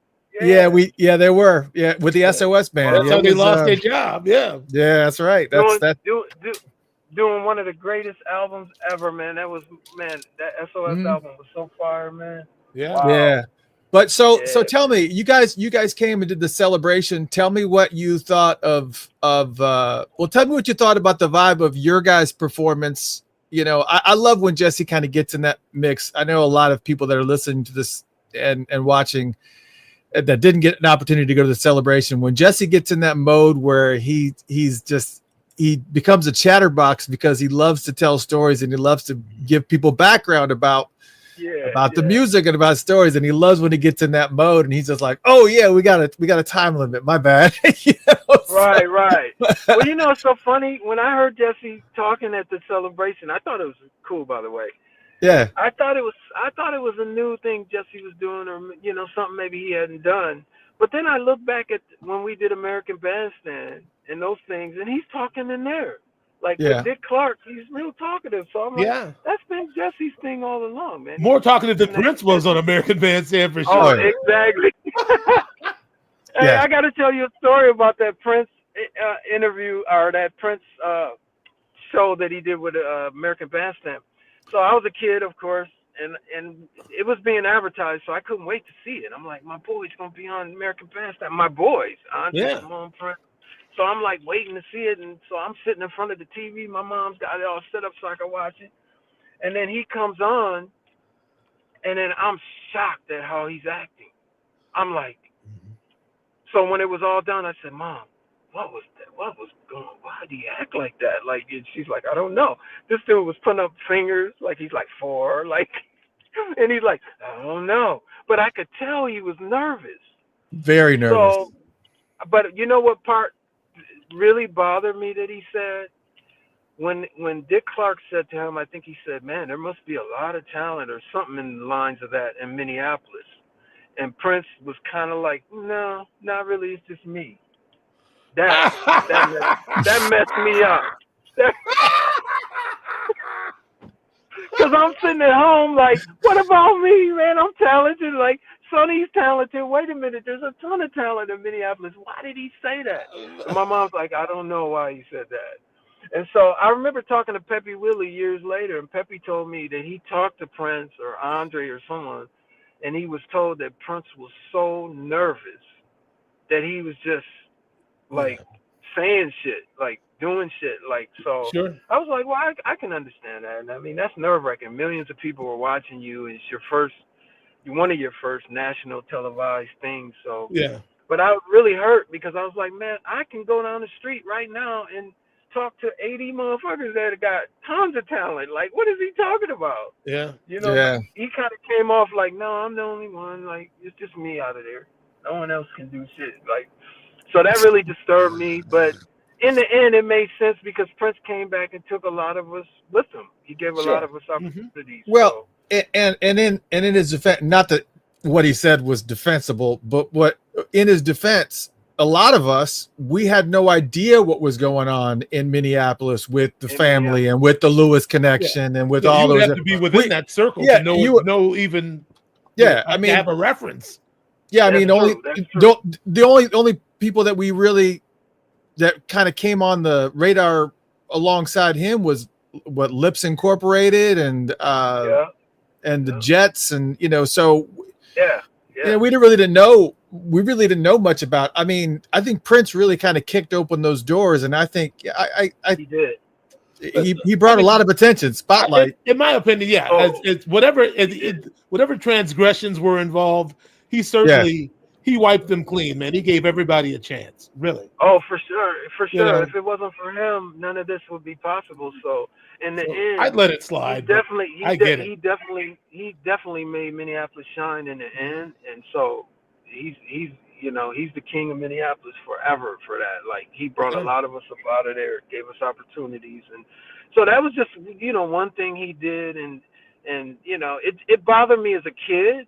Sure. But of course, as I got older, I understood, and I also understood he's on national TV. He can't sit there and start going, "Yeah, Sonny T's bad," and this is dude named Joe. He can't start naming everybody in the hood. But you know what, Hub? To his credit, later on, like it's probably whenever he did the interview for Guitar Player magazine, he did actually. He was talking about how big of an influence Sonny was on him.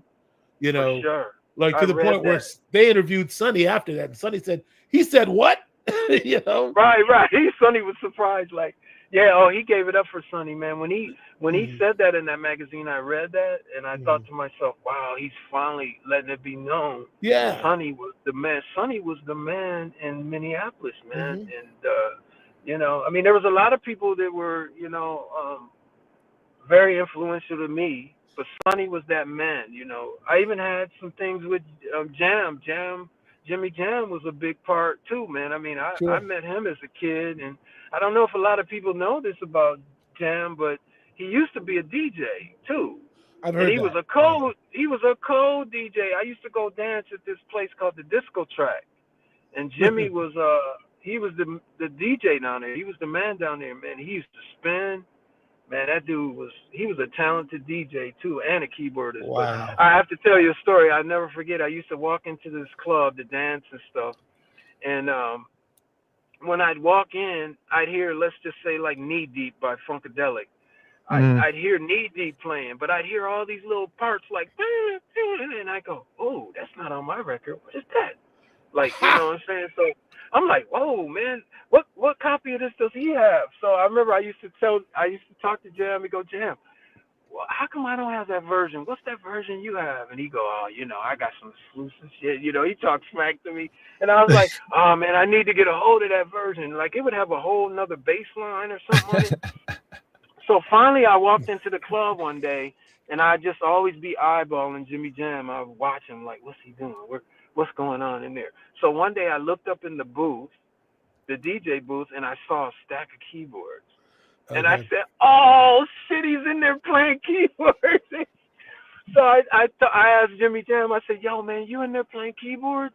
And he said, oh, yeah, man.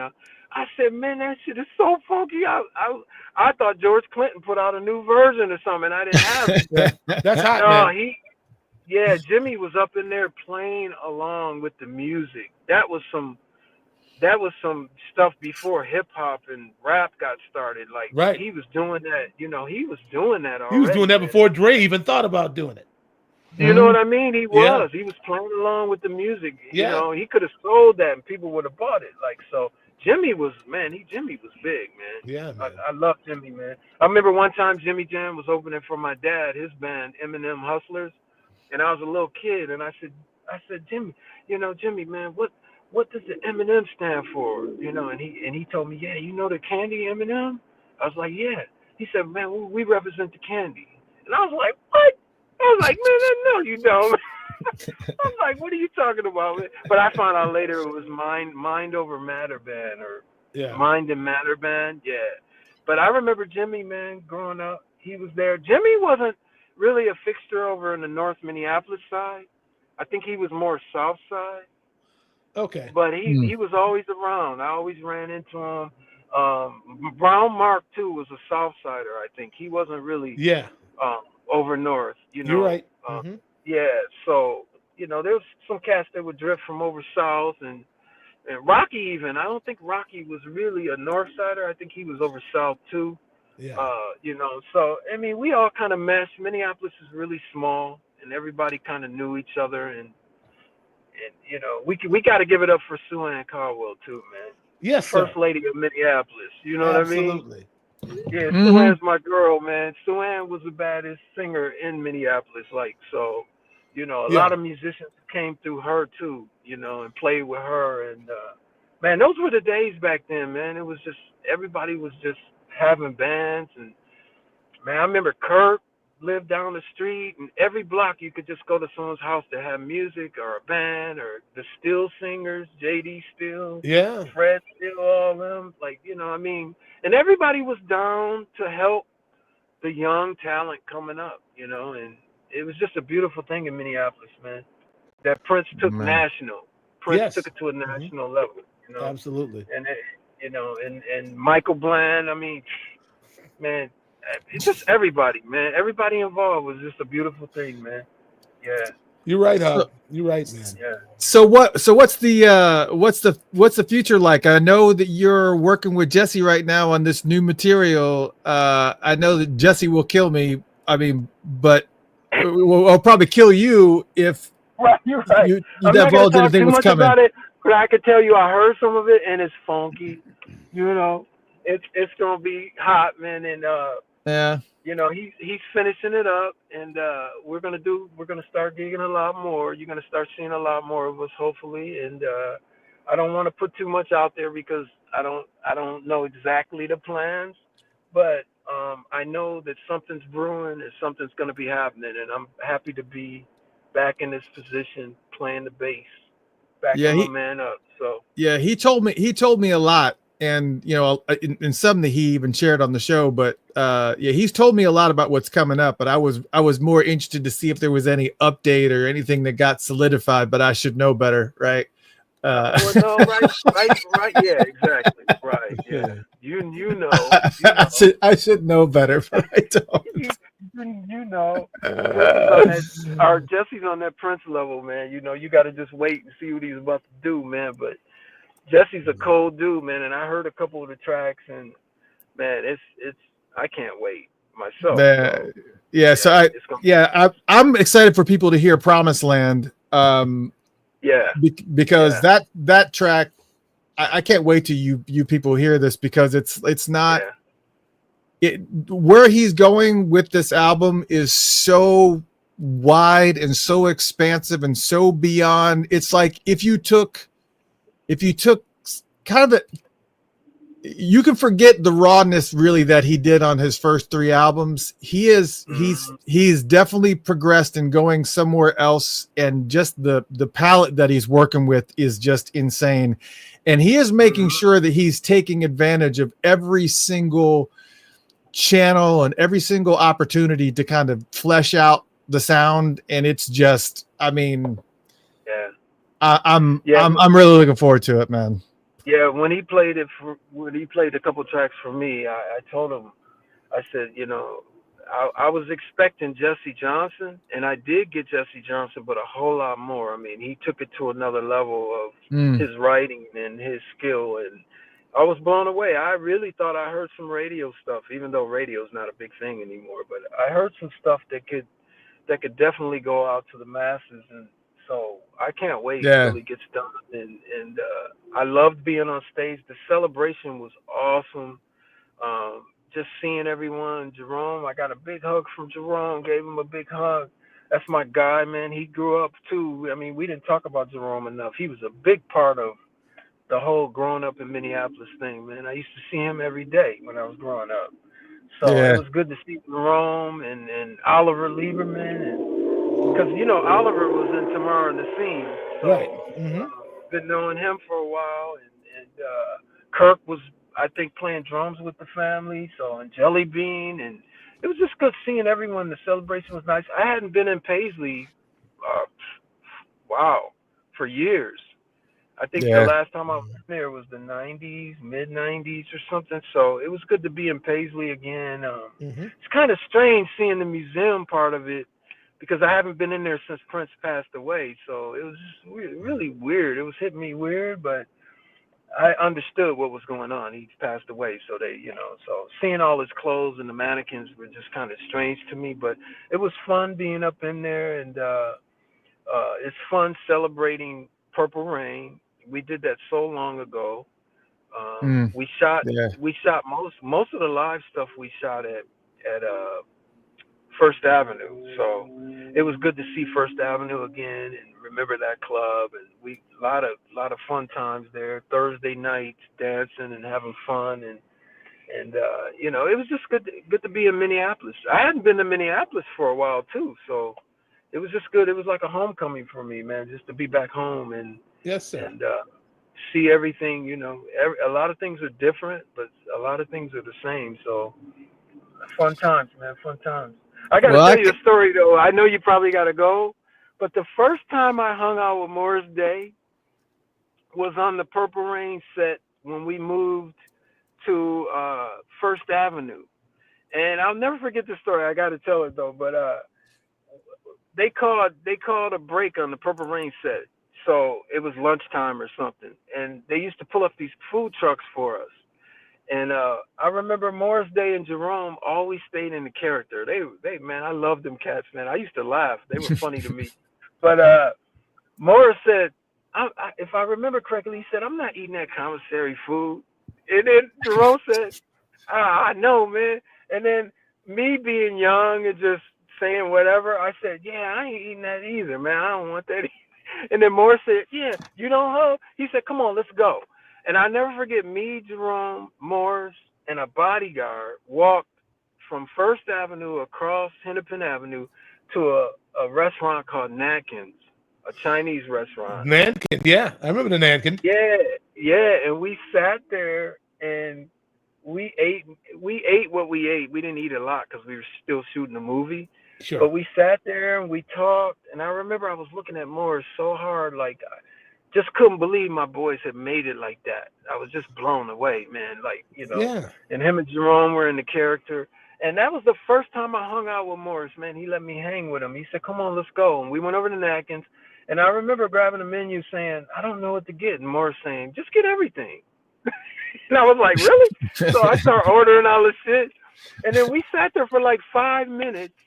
And then Morris was like, "Okay, well, let's go." Because, they're going to be looking for us in a minute to finish this movie. So we walked back over to First Avenue, and I ended up with all this food. I ate good that night. But that's the first time I hung out with Morris, man. That's the first time since he had been a celebrity and Prince and them made it. And that was cool, man. And after that, Morris was always letting me hang. He was like, "Yo, man, you want to ride? Yeah, let's go, man." So Morris was a cool dude. I want to give a shout out to Morris Day, too, man. That's my guy, man, forever. Wow. I love that you came on and shared all these stories, man. It's always an honor having you on here because I know we could talk for another 2 hours because you got stories for days. I know, man. It's just this, man. Man. So now we have to do a part 3 at some point in time. And because we didn't talk about Smith's music, the big. Oh, that's right. Yeah. Musical notes. No, we'll talk about it next time, though, man. We'll get it next time. Yeah, we got a lot of I'd like to send a shout out to Karen, man. Karen, what's up? If you're listening, it's my girl, man. Karen works for Jesse. She's a sweetheart, man. She's so good. Yeah. So I wanted to send a shout out to her and just everybody in Minneapolis that was at the celebration, hanging, and all your fans, all the Funky Topia fans. Hey, thank you for showing up and listening. I hope you enjoyed. Yeah, it was great, and I have to double up on that shout out to Karen too because I know that Karen went to bat. She went to bat for me when we were at the celebration with Jesse because Jesse kept telling Paisley Park saying, "Have Chris come up to the dressing room," and they weren't having it, and Jesse was like, "Tell them that I said Chris needs to come up to the dressing room."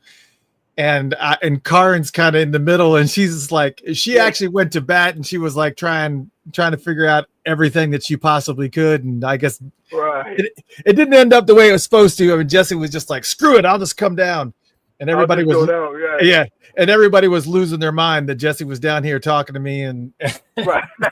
Was, and you know what? But, I was mad because I didn't know you were there, because I would have came down too. And I was like, they told me later, and I said, he was here? I said, oh, man, I would have went down there. I didn't know he was here. So man. I was upset about that, man. Well, I'm just glad that you guys got out there and that you guys are doing it. And I know that there's some more shows that are probably going to be on the horizon, because I know he's going to have to workshop some of this stuff live, I imagine. But, man, again, it was an honor having you on, dude. Yeah. Man, and it was such a treat that Michael Bland was sitting there. I was like, what? Is he a regular or something? Are you? Yeah, you're not vetting these people correctly, Mr. Christopher. Hub's not supposed to find out I'm on the show when he gets to the show. I'm a legend, man. You are. I got all nervous. Like, is that Mike Bland? No, how dare you get nervous in my presence? Huh? I ain't nobody. I'm one of y'all. I'm a local just like you. No, you the man, man. God bless you, Hub. We so appreciate you coming on, brother. You're a Minneapolis legend, man. Hey, I want to say hey to Kirk and Damon on here. Yeah, Yeah, them is my boys too, man. We all Kirk said much love, brother. Yeah, much love. Tony Mosley. Yeah. Kirk's the one on my IG singing Soul Power. Okay. That's him on lead vocals on that. Right on, man. Man, that brother's talented too, man. So everybody, man. It's a beautiful thing, man. Sonny T, love you, buddy. Wherever you are in the world, because I know you all over the world, man. He's in Italy, but I bet he'll end up watching this. Okay, at some point, man. I'm so upset that I wasn't on camera, man, but it worked out in the end anyway. So it's all good. Yeah, and this connection's been fantastic. Right. Don't worry, because when it goes to Spotify and iHeartRadio, I'll take all that stuff out, so we'll only keep the parts where you were properly connected, and it will sound like nothing really happened, other than Okay, but we'll figure it out. We'll be all right. It sounds good. We'll be all right, man. It sounds good. Ladies and gentlemen, the one and only Jerry Hubbard. Thank you, brother. Lil Hub. I had such a wonderful time. Thank you so much. Take it easy, y'all. You too. All right. Okay. Talk to you later. That was Jerry Hubbard, man. Oh my gosh. This show is becoming very Minneapolis centric, man. So yeah, absolutely. I guess anybody else coming for the rest of it, they're gonna have to wait till we get a dead spot. Yeah, last time he was on, it was the same thing. He had just so many stories, and it was just if anybody wants to go back and hear some more stories, you can go back. I think it was June 9th of last year, and he was on. It was the 40th anniversary, and we had Taj Farrant on too, the guitar player from Australia. Oh, I'm not. Taj was on, and then we had Jerry and Paul, and man, it was a great show. Man, I hope you guys had a great time. Thank you guys for tuning in again on another Tuesday night. As you saw, and you heard Michael say, if we don't get things worked out, maybe we'll get Mike on or somebody. We always figure it out. We're always doing something on Tuesday. I hope you guys have a great July 4th, and get plans, because I know that Michael's going to be going out in his backyard and setting off fireworks. I know that I'm going to be hanging my Black Panther Party flag out the front of the house. My neighbors love me, man. Oh boy, here we go. Yeah, there you go. Anyways, I hope you guys had a good time. We will see you next Tuesday. If you missed any part of the show, obviously, as you heard me say, you can just head to Spotify, iHeartRadio, Odyssey, Apple Music, wherever you listen to your podcast. You can check it out tomorrow. I'll have the edited version, so you won't have to listen to all the mayhem, because that's the nature of doing a live show without a net. If something kind of goes haywire, you just have to be along for the ride. But we handle it. It gets bumpy sometimes, but it's worth it. It's worth it, man. Jeremy, want to know if I heard the new Robert Randolph record yet? No, I have not. I saw it drop. Oh yeah. Oh, also, thank you for reminding me, Jeremy. Shout out to Chuck D. Chuck D sent me the brand new Public Enemy record yet, and a record, and I haven't had a chance to take a listen to it yet. But I'm going to tomorrow, because we had to prep for the show and everything. But Yes, Chuck, I got it.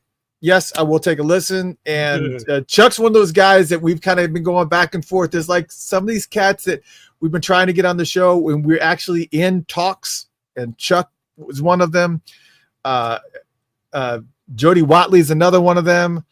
Rhonda Smith is another one of them. It's like one of these people. We're like active talks with these people, and it kind of it's just a scheduling thing. Tuesday nights, one of these nights, man. It's just people are busy, man. Especially good people. If you're good at what you do, you probably, Yeah, it's there you go. All right. We're going to let you guys go. We're going to let you guys get some sleep. We know that some of you folks has to work tomorrow. Not everybody's off like Michael and I. That's right. Good night, everyone. Hope you had a good time. God bless. See y'all. See ya.